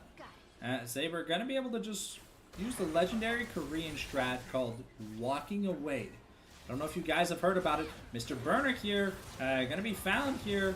And yeah, well this time he has the flash. Oh. Okay, there is no Hound's Pursuit here for Nefiri, and we get a nice smack into the wall, but the Arcane Storm is back, and we get a awkward Azir ultimate. So, Mr. Burner burns his flash, but they find another kill, keeping the gold close. They're really trying to stay tempo in this game. And they bring the Herald mid. And that is a 2-level lead in the jungle, a 2-level lead in the top lane. And things are looking kind of rough. It's the Rylai's here for Azir second. That has been the new standard. And then you go, you either go Zhonya's or Liandry's. But I mean, I don't know if there's a point in building Liandry's here for this Azir. There's not much HP builders on the side of TDK. So maybe something like a... Honestly, I would like a Zhonya's on Ebola, you know, just give him a bit of survivability, because he is this team's only magic damage angle. Cerelia's, though, already finished here for Captain DD is pretty big news. that bullet time can go to town if they find someone. You gotta be careful with Nefiri. Half the time, you're just gonna hit a skill shot on her dog. So Nefiri isn't caught out until she's truly caught out. Okay, they burn down the Maokai instantly, giving them access to Dragon, but they don't really take it that fast. And with a big wave and grubs, they're going to lose their mid lane for it. And how much more are they gonna lose? They have a little bit of a wave, but the Undertow should be able to handle that. Okay, looks like we want to take a fight. Hades gets knocked up. The double knockup. We find the dredge line onto Hades, but the storm is huge here. And now the Victor gets catapulted out of the team fight. And Captain DD just does an insane amount of damage with the perma slows.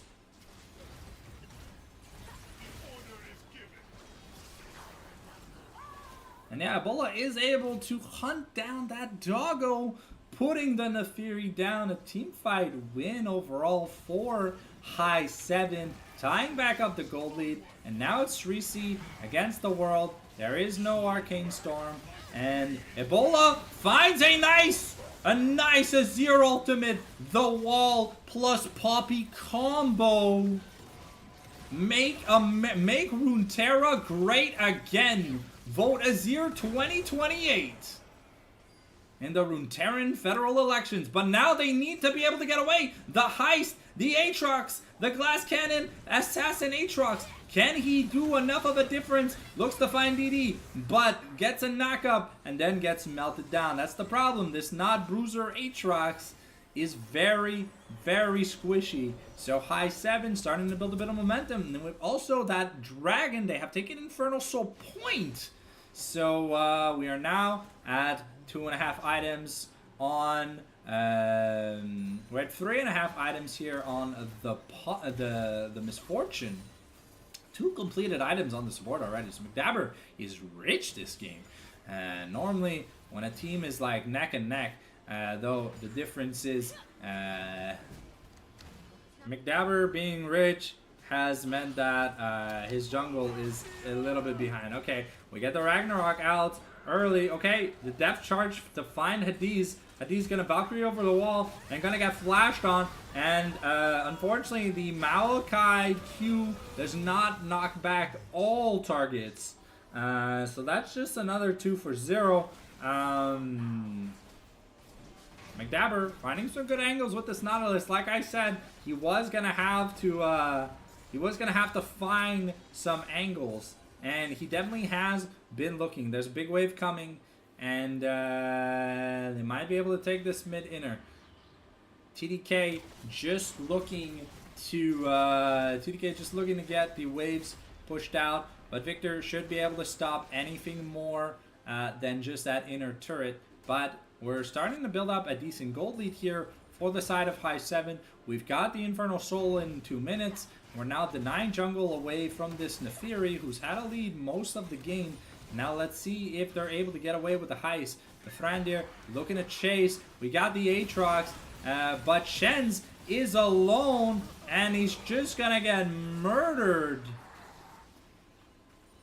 Unfortunately, you look for a flank, it's great, but when the rest of your team hasn't arrived yet, the flank doesn't look fantastic. Especially on a glass cannon Aatrox. Now, Mr. Burner here gonna zone out Hades from being able to clear the wave. Okay, and now we might have a fight over another inner turrets. But it looks like it's just gonna be a concession. Srisi here just looking to Captain DD does so much damage. Holy shit. Yeah, well, yeah, this Maokai melts like butter on potatoes. However, Srisi should be able to take that mid-inner in exchange.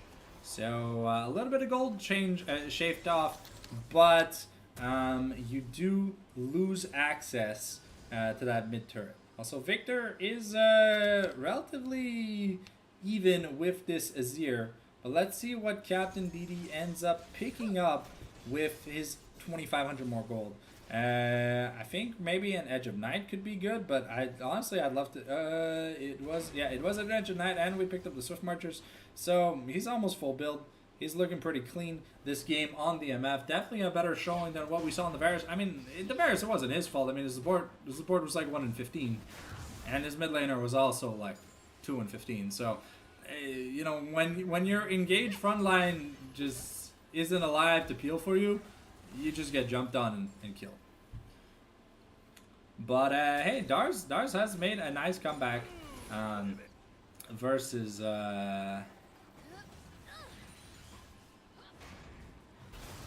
Okay, but that is a Baron start on Vision. Dars has spotted them. There was a ward, but Dars has spotted them with the undertow anyways. Mr. Burner is melting due to this Victor, so they call off the Baron play. The good thing about this Glass Cannon Aatrox is when his passive is up, he heals like hell. But that, pushing them off the dragon means that this is just Infernal Soul. Yeah, that's Infernal Soul for a super fat MF. So if we can find the angle, Captain DD can carry this game. If Captain DD dies, so does most of the gold on this team. Okay, Mr. Burner, gonna find a play here on this Resai. And yeah, that's the Victor getting exploded super early on. And yeah, that should just be Baron. Your big magic damage threat here from TDK is gone, though because of this build, DD doesn't do that much damage. If you're not critting as an AD carry, your objective damage is lacking if you do not have percent HP. But they should be able to defend the inhib quite easily. The Edge of Night still hasn't been popped, and yeah, we get another Dirk here for so probably Collector next. I would have liked to maybe see the likes of like a Bloodthirster, you know, just a bit of safety. So I feel like we already have enough damage. So a bit of sustain is nice. The Zonia is here finished for Azir, and we're nearing. I don't know what item that is for Mr. Burner. Is it a Kempung Chainsword? Does Kempung build out of a giant spell? I'll be honest, I haven't built it in so long. I don't know what it builds out of. But 3 items across the board here for the carries of TDK. Aatrox getting real close to finishing his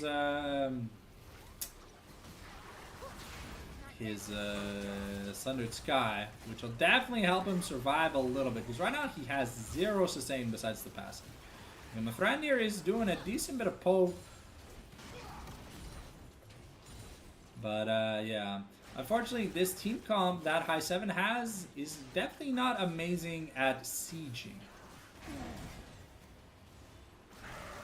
Oh, but Srisai getting caught out here, forced to flash away from the Nautilus, and now getting pushed in, and yeah, that's just Mithrandir finding the explosion. And yeah, we're going to game 3, ladies and gentlemen. Captain DD on fire this game. 16, 3, and 9. This misfortune. I'll be honest, where has Captain DD been this season with this pick? I don't think I've ever seen it. What? You thought it was going to be a 2-game scrim block after game 1? Well, High 7 said, nah, fam, we going to game 3. Ain't no stopping us now. Back to the super webcam we go.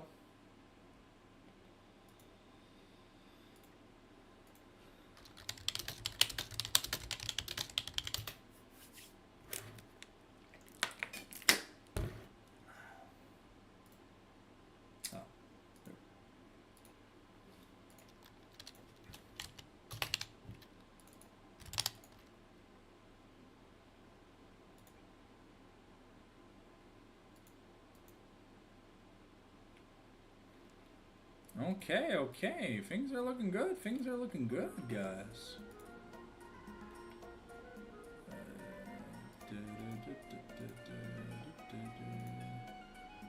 There we go. We got High 7 on blue here for game number 3.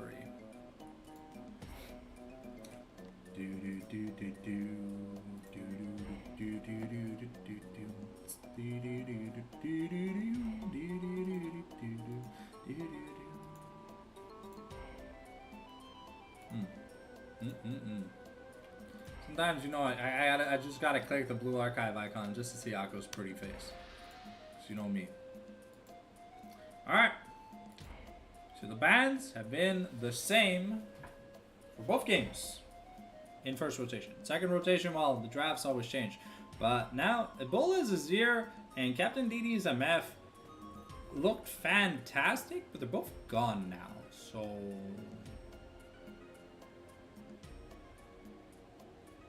I think the problem with the TDK comp that game was that while they bought what gave them such a big advantage in game number 1 was that Mithrandir was like 6-0 by like he had a first item at 6 minutes, and I mean Xin Zhao, very strong duelist, you know. But Nefiri got put a little bit behind, had to play a little bit slower. TDK also gave up all the dragons. But that's because bot lane won really hard. Unlike, okay, high 7 locking in that Pantheon. Alright. Will it be the Vi in answer? Let's see here. What stuff that's good against Pantheon? I mean, there's like... I mean, Vi and Sejuani don't feel too bad, but I feel like Mithrandir is the carry jungle player, you know? You kind of got to put him on something powerful. And even on something like Xin Zhao, that's normally just a bruiser. Okay, I like the Trundle. I like the Trundle a lot here. I feel like Trundle is pretty good. It kind of dissuades Dars from being able to pick something tanky, and it dissuades McDabber from picking an engage tank, because the Trundle Subjugate will just make them super Omega Squish.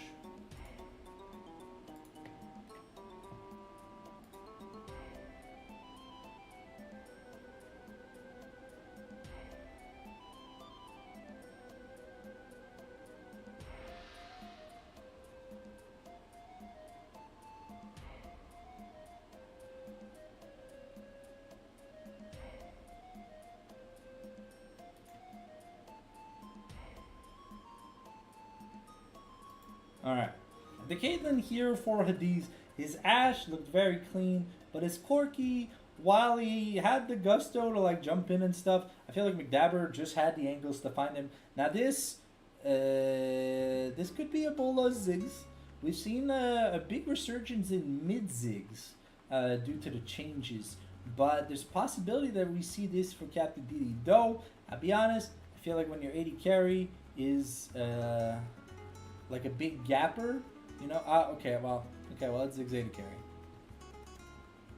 carry. It might be better to put Mel bot lane because she can like immune the Caitlyn Qs in lane. Okay, I mean, I guess it really just depends how high 7 sees it. But so we're going double AP bot mid. That'll lead us to a problem that we might not have much physical damage as much as, yeah, okay, the Cassandra, fantastic answer into this team comp here for high 7, because, you know, Koenig Rooker really does wonders against two mages. Koenig Rooker and Merc Treads, and there's a lot of CC here from high 7, so Merc Treads definitely keeping a lot of value. We're going to ban the Rise. Okay, I'm a little confused. I don't think we're going triple AP. That might be a bit of a copium ban. I don't know if that was a misinput, but I think Rise has always been banned in second rotation against high 7, but I don't feel like Rise would be appropriate when you already have Ziggs and Mel. So Leona taking away here from the Caitlyn, just trying to provide whoever is bot lane a little bit of safety.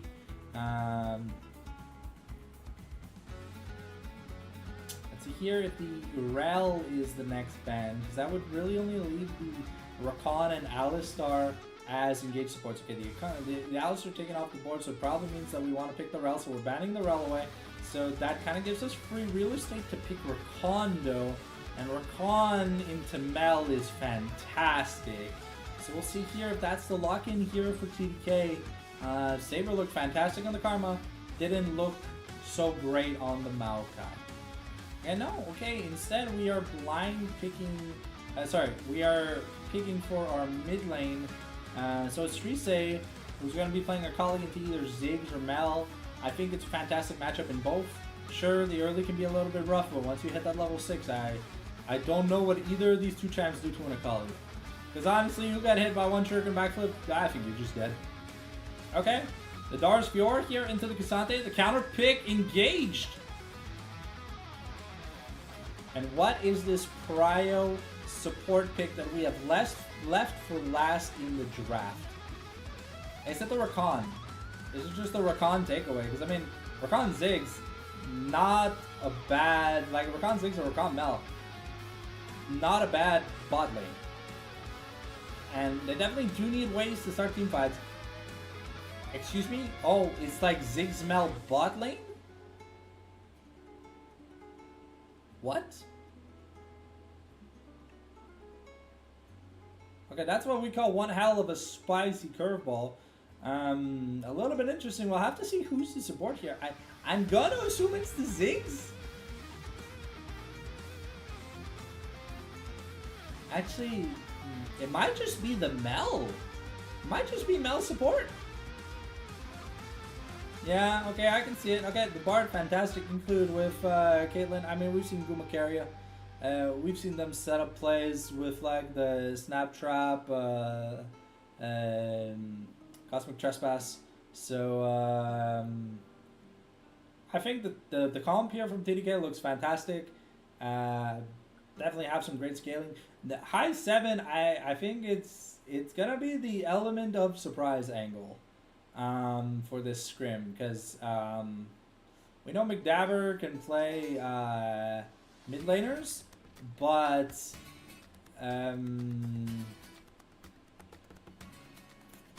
yeah, I mean, if anything, I would have thought maybe a different support would have been picked, but if it is indeed Ziggs Mel, alright, let's find out exactly who's going where.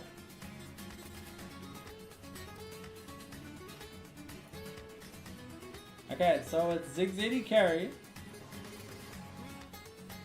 It has to be Orianna mid, right?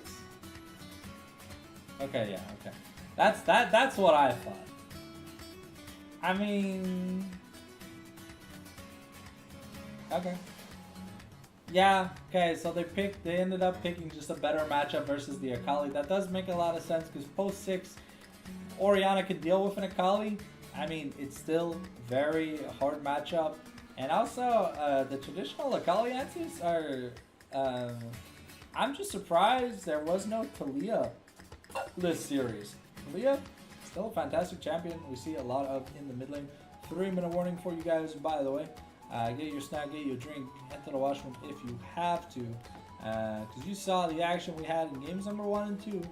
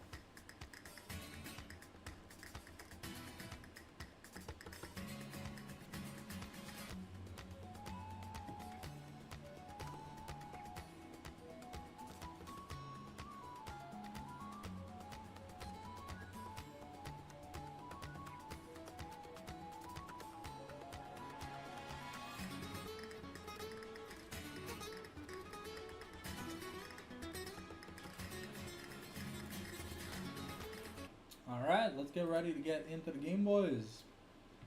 This is the final game of the Scrim block tonight. And we got some exciting team comps, so if you like some goddamn good League of Legends, well, you're not going to want to miss out on this, because, well, you heard it here first, ladies and gentlemen. You heard it here first. Now let's get some sexy skin roulette action going on. Can I complete the skin roulette this time? Here we go. We got ourselves Soaring Sword Fjord, Dragon Slayer Pantheon, Winter Wonder Oriana, Snow Ziggs, Poor Mel, Prestige Imperium, Cassante, Dragon Slayer, Trundle, Star Guardian, Akali, Battle Academia, Caitlyn, and Barbard. Damn it. So close! Perfection was in my grasp! And it was not. It's not yet available. But damn! These loading screens are insanely fast. And everyone's in professional learner. Okay, fantastic. I can't complain. As a caster, I can't complain. You make me do less work. Alright, so we got ourselves double Mistomper, 10 flashes, 5 teleports, a shit ton, double Electrocute versus double Arcane Comet, and now we're clearing out Vision Mithrandir, making sure that he's not getting fucking cheesed. Okay, and I mean, Cassante does do a little bit of damage at level 1, so Dar's gonna have to lunge away from the target. Okay. So, yeah. Ebola had an okay laning phase against Srisai's Victor, but let's see here what he can do against the Akali, because he has to manage a lead. If he gets behind on this Oriana and ends up like Merc Treads, Archangels as his first 2 items, the game might just be over before you know it, because this Akali is able to just walk all over Ebola. That's gonna hurt, and Dars has to step up, because he's been Shen's bitch for a little bit. All right, they're looking to get priority here in the bot lane. A lot of damage onto DD. The Piltover Peacemaker is gonna miss. Mel does a lot of damage. The bouncing bomb, oof. Adi's taken super low. It is a barrier though. And ooh, that's the flash kill. Saber here making sure of it. The level 2 now in the bot lane. And Ebola has to be a little careful. Oh, okay, nice shield.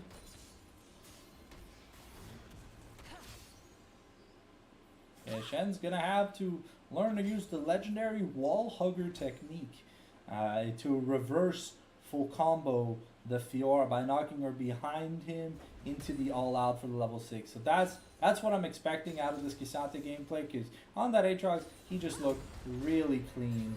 Well, I mean, Cassante versus Fiora, not a fun matchup, kind of like Cassante Kemi. Just not a matchup that's like winnable early, but Ebola seems to be doing decent. He's keeping at odds.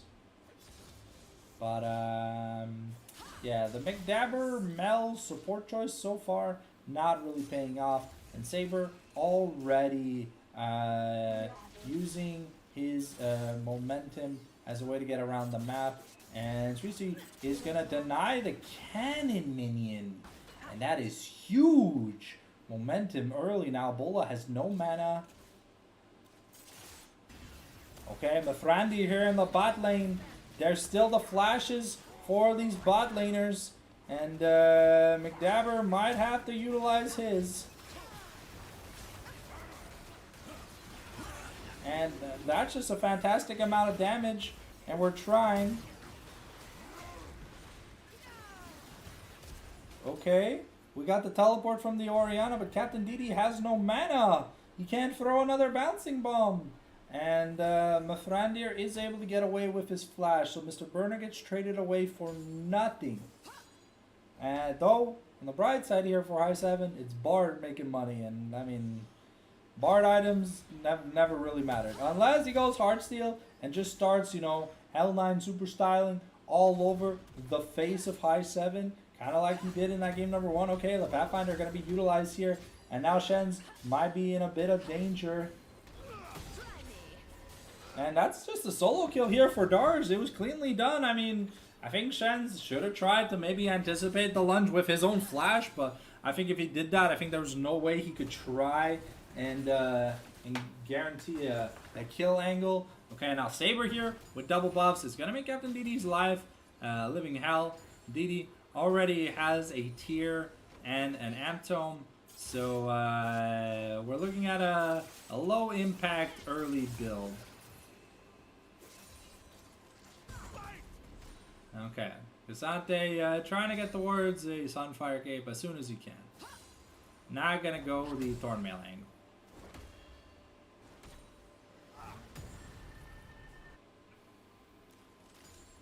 Okay, 3C also building up about a wave plus lead here onto Ebola.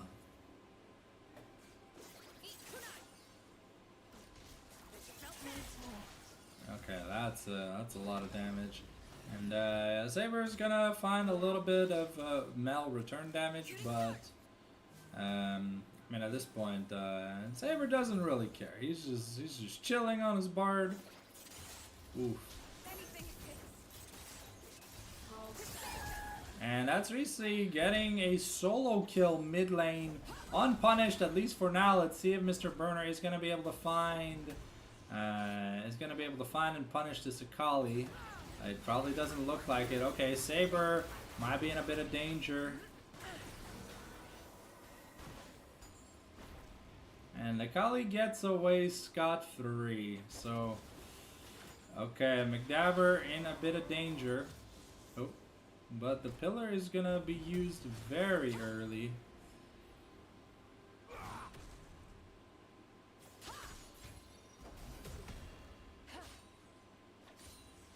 And Darz, ooh, okay. Nice trade here by Shen's. He's just trying to survive. The vitals are really awkwardly placed for him. And Saber now, with a nice gank here, is gonna find a revenge kill onto Saber.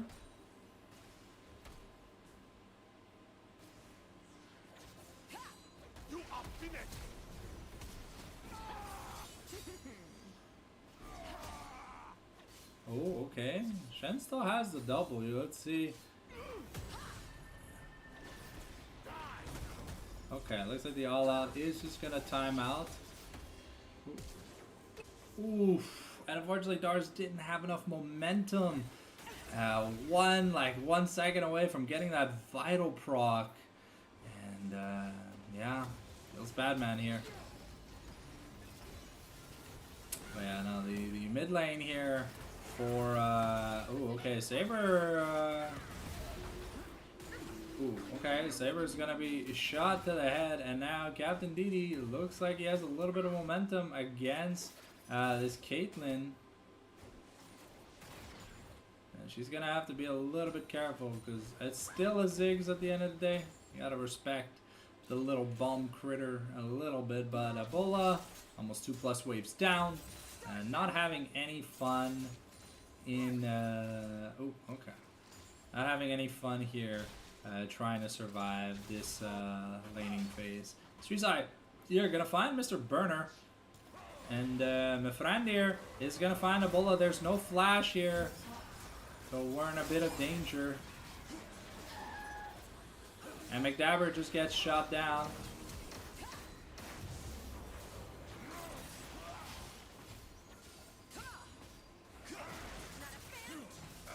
And yeah, that's Streetside finding a kill angle here. I think they may want to try something, but Bard doesn't have his ult.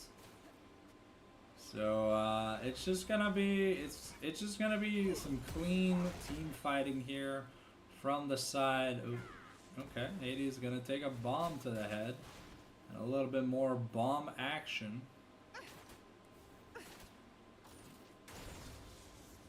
But yeah, Saber looking to make a play here. Gonna be found by Mel, gonna be forced to take a little bit of a retreat. But Captain DD running very low on mana. So, not much that can be done. It's 2-0 on objectives.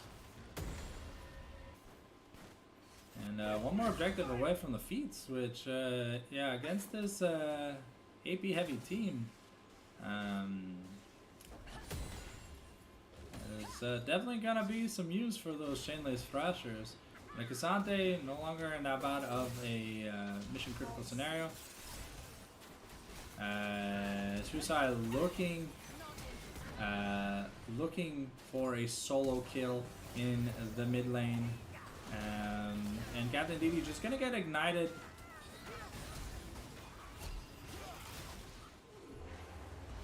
Ooh, a nice cosmic trespass, the golden trespass to try and stop it. Will the spear shot be enough here? The flash, the barrier used by Hades to survive Mr. Burner's spear shot. Things are getting from bad to worse. 3k gold deficit right now, but most of it right now is in this Bard's pocket.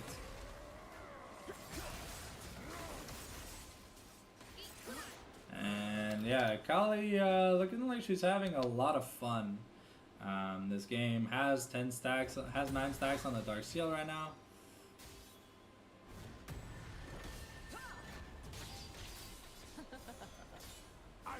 Ooh, okay. Very nice W. And now here, Ebola gonna try and survive Mithrandir's onslaught with the Trundle. With the Trundle, still no completed items, so not much damage right now to his name. And Shen's first time he's just losing lane to Mr. Dars.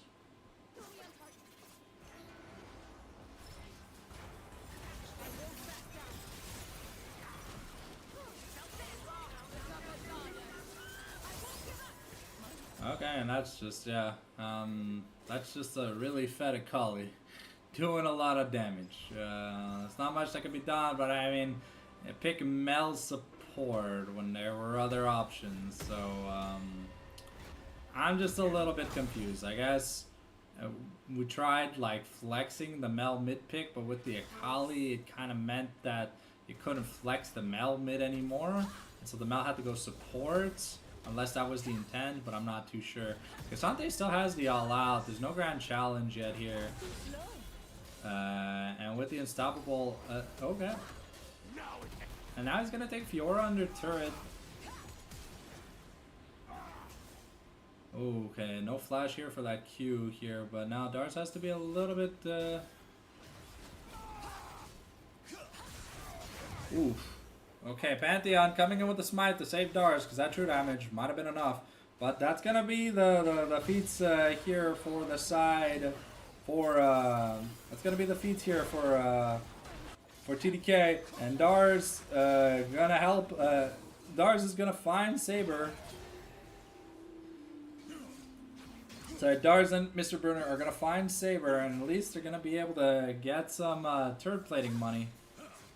But they've rotated that Caitlyn in the mid lane. Items are coming here.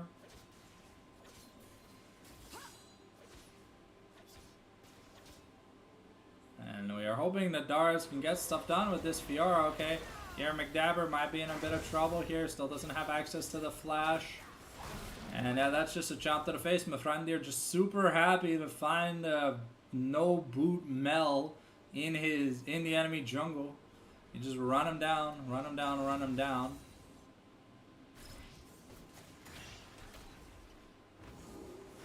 Turret plating will soon fall.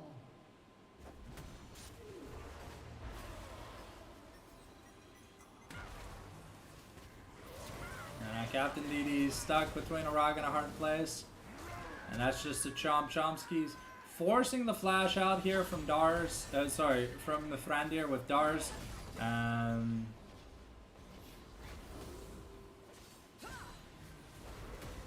Okay, a nice pillar here to slow things down. The Q to connect on the pillar. Caitlyn just bullying these turrets.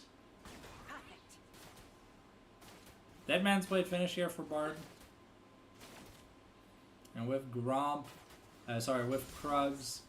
Should be able to get most of it. So Hadi is able to take the turret down to about like 20%.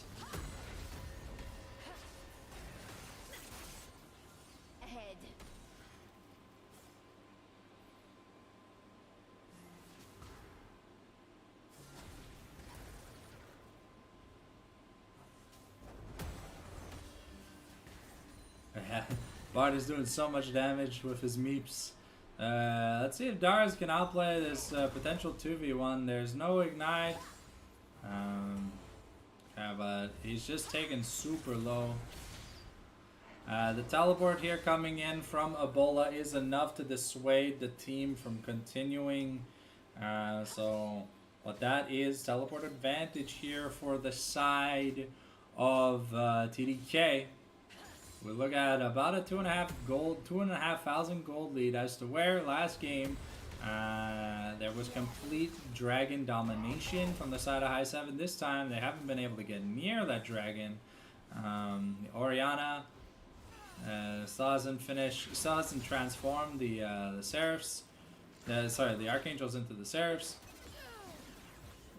And Kali is just looking very comfortable in these fights. So Collector Caitlyn, because there's no front line, and that's the 4th objective of the game. Herald's gonna be taken here. Okay.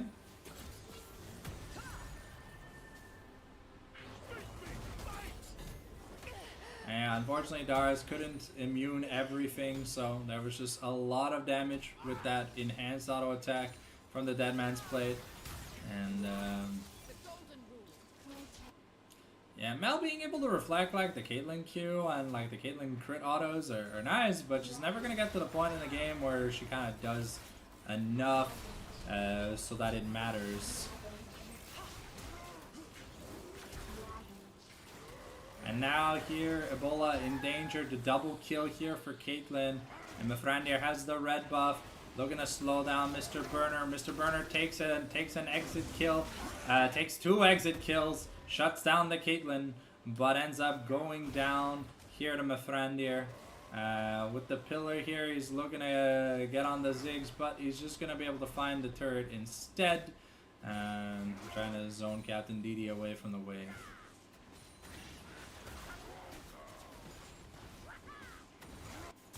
And now Akali going to be taking that top turret.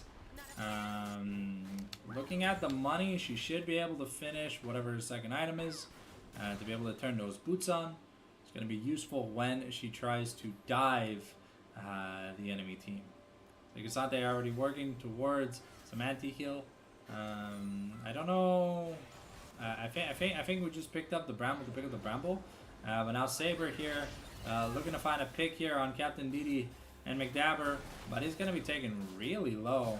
And now Srisai is in a bit of danger. Akali gonna take the shuriken backflip back, use the blast cone to get into the dragon pit, and now it's Prio here at dragon for the side of TDK.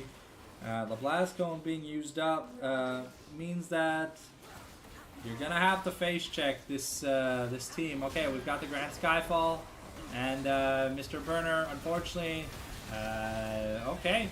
That's some good damage and stuff, but we don't have enough to continue. Then the Cassante is kind of just running through people. The Frandir does enough damage. However, Dars is able to find the Akali. And Shenz wins the trade versus Ebola. However, Dars gets a kill on Caitlyn here, so it ends up being a 4-for-4 with Dars and Shenz being the only 2 survivors here. So yeah, the looks like the Spirit Visage is the next item here for Cassante. We already have Sundered Sky and Black Cleaver for Pantheon, so he does a decent amount of damage. Akali finishes Shadow Flame, so you know she means business. And now Shen's looking for potentially a kill angle here onto Dars, but would be a little bit hard with no all out. And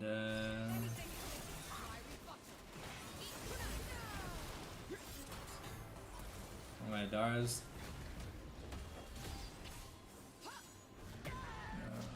Unfortunately, Dara's getting found once again. Ooh, okay, but a nice shockwave plus Pantheon spear combo. Saber going to be able to kill Mr. Burner here in exchange. But that might be the bot inner taken plus the Hex Tech soul point for TDK. And not McDabber's most famous game.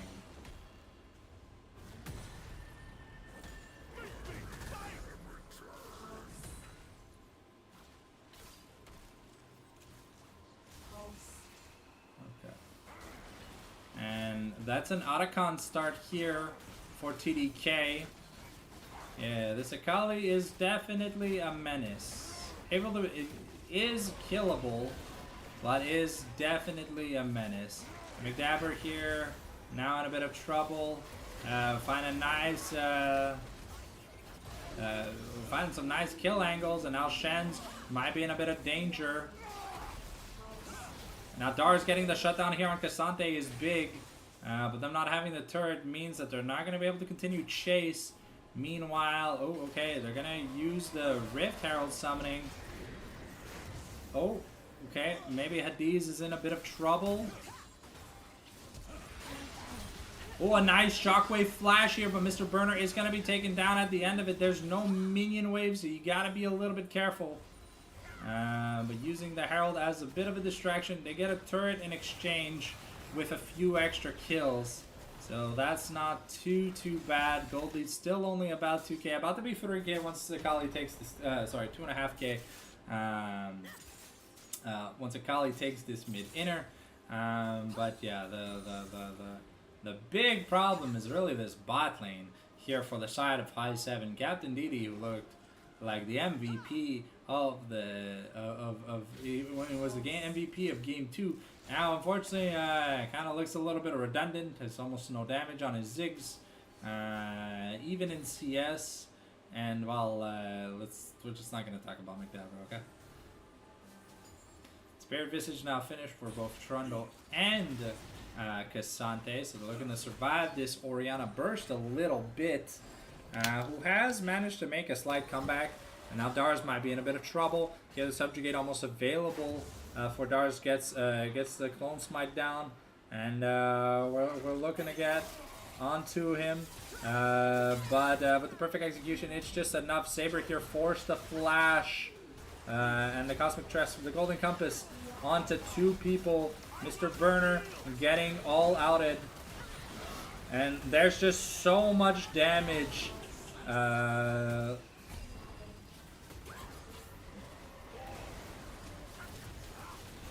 Triple kill here for Hades, and that's just an ace. Mithrandir coming in from behind, just eating Orianna up like she was a Klondike bar on a hot summer day. There's just not much that they can do. And Suicide wasn't even there. So it was a nice like start of a fight for High 7, but the follow-up from TDK was just too much. And now with Demolish plus Grubs, that's another inner down. We got the Grand Skyfall, and we're trying to get some kills. Suicide does a lot of damage, but is she gonna be able to find the perfect execution? Not gonna be able to find the target here. And Mel doesn't have her ult. The members are bleeding out from the side of TDK, but they're going to be able to get out with the successful heist, forcing the Orianna teleport and the Pantheon ult. Pantheon almost dying in the due process. So, whee! Alright, we've almost got a death cap here for the Akali. We're working on an LDR here for Caitlyn. And Bard even a Blood Song. Leandri's Dead Man's Blade. Now, I don't know, working towards something else. Mr. Burner still hasn't recalled, so, and he's super low. He's got to be a little bit careful. Oh, it's because resize here. We're looking at the flank angle, and now the flash into the ult. As a lunge away, the Grand Challenge has been summoned here. Ooh, on suicide, just making sure. Ooh, okay, a nice shockwave combo with Dars to help survive. Okay, can Shen's make it out?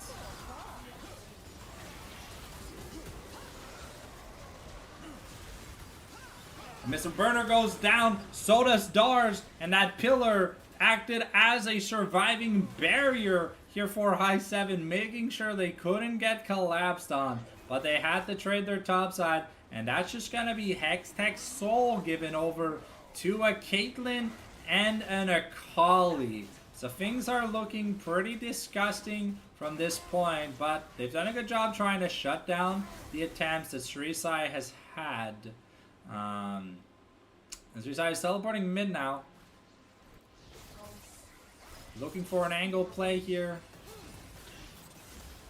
But Srisai, oh, okay, forced the flash out, but that is the Mel ultimate down. So for the next team fight, it's not gonna be available. We're just denying as many jungle resources as we can, and my friend here is just gonna be happy. We're taking the Hex Gates. We're getting the hell out of there.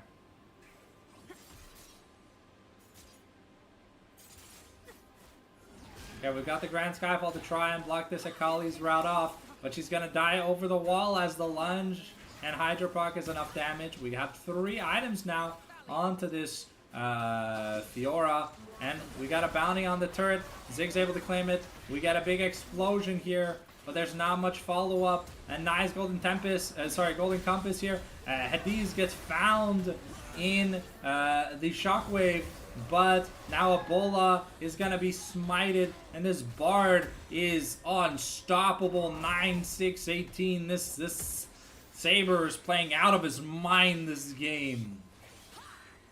And as the LDR finished here for the side of Caitlyn, with the Thornmail now on Trundle. Yeah, we're just do a lot of damage. Kali still no. Oh, okay, Dars.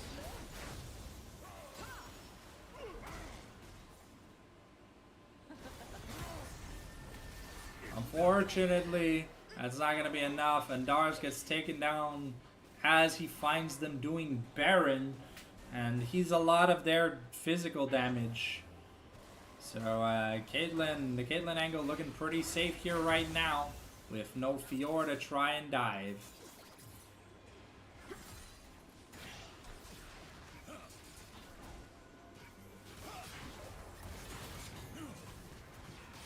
And Mr. Burner really wants that red buff, but he might just die for it, and indeed he does.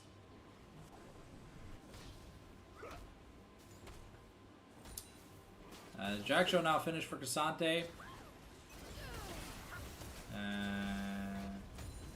Cassante just yeah,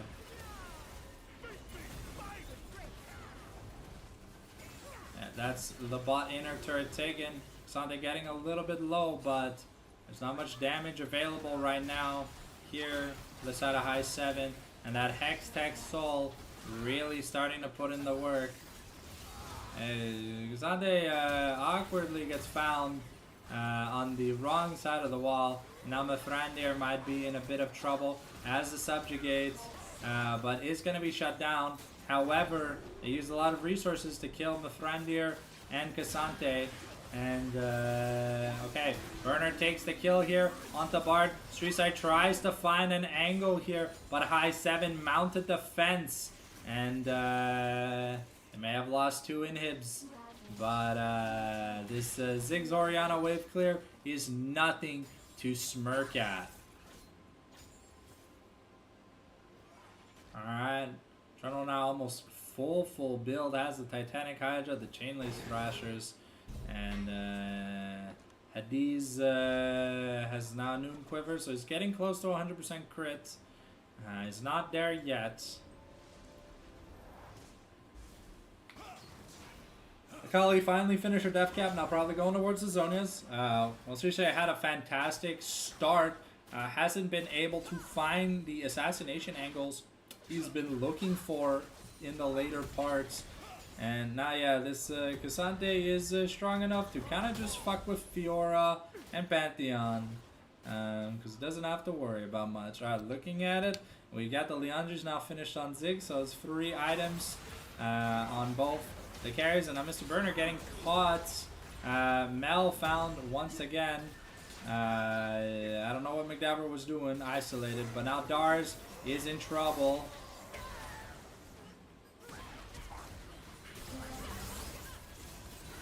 Alright, Ebola is in a bit of danger. There's a red buff here on Saber, and that's gonna be barred with even more kills. So yeah, that's a 5 for 0 at the end of the day. Got an 11,000 gold lead, and we got a minion wave. I mean, Mel spawning in 9 seconds, but yeah, this honestly, I hope we do not see this Mel support during the Eternals finals, because I feel like it did nothing.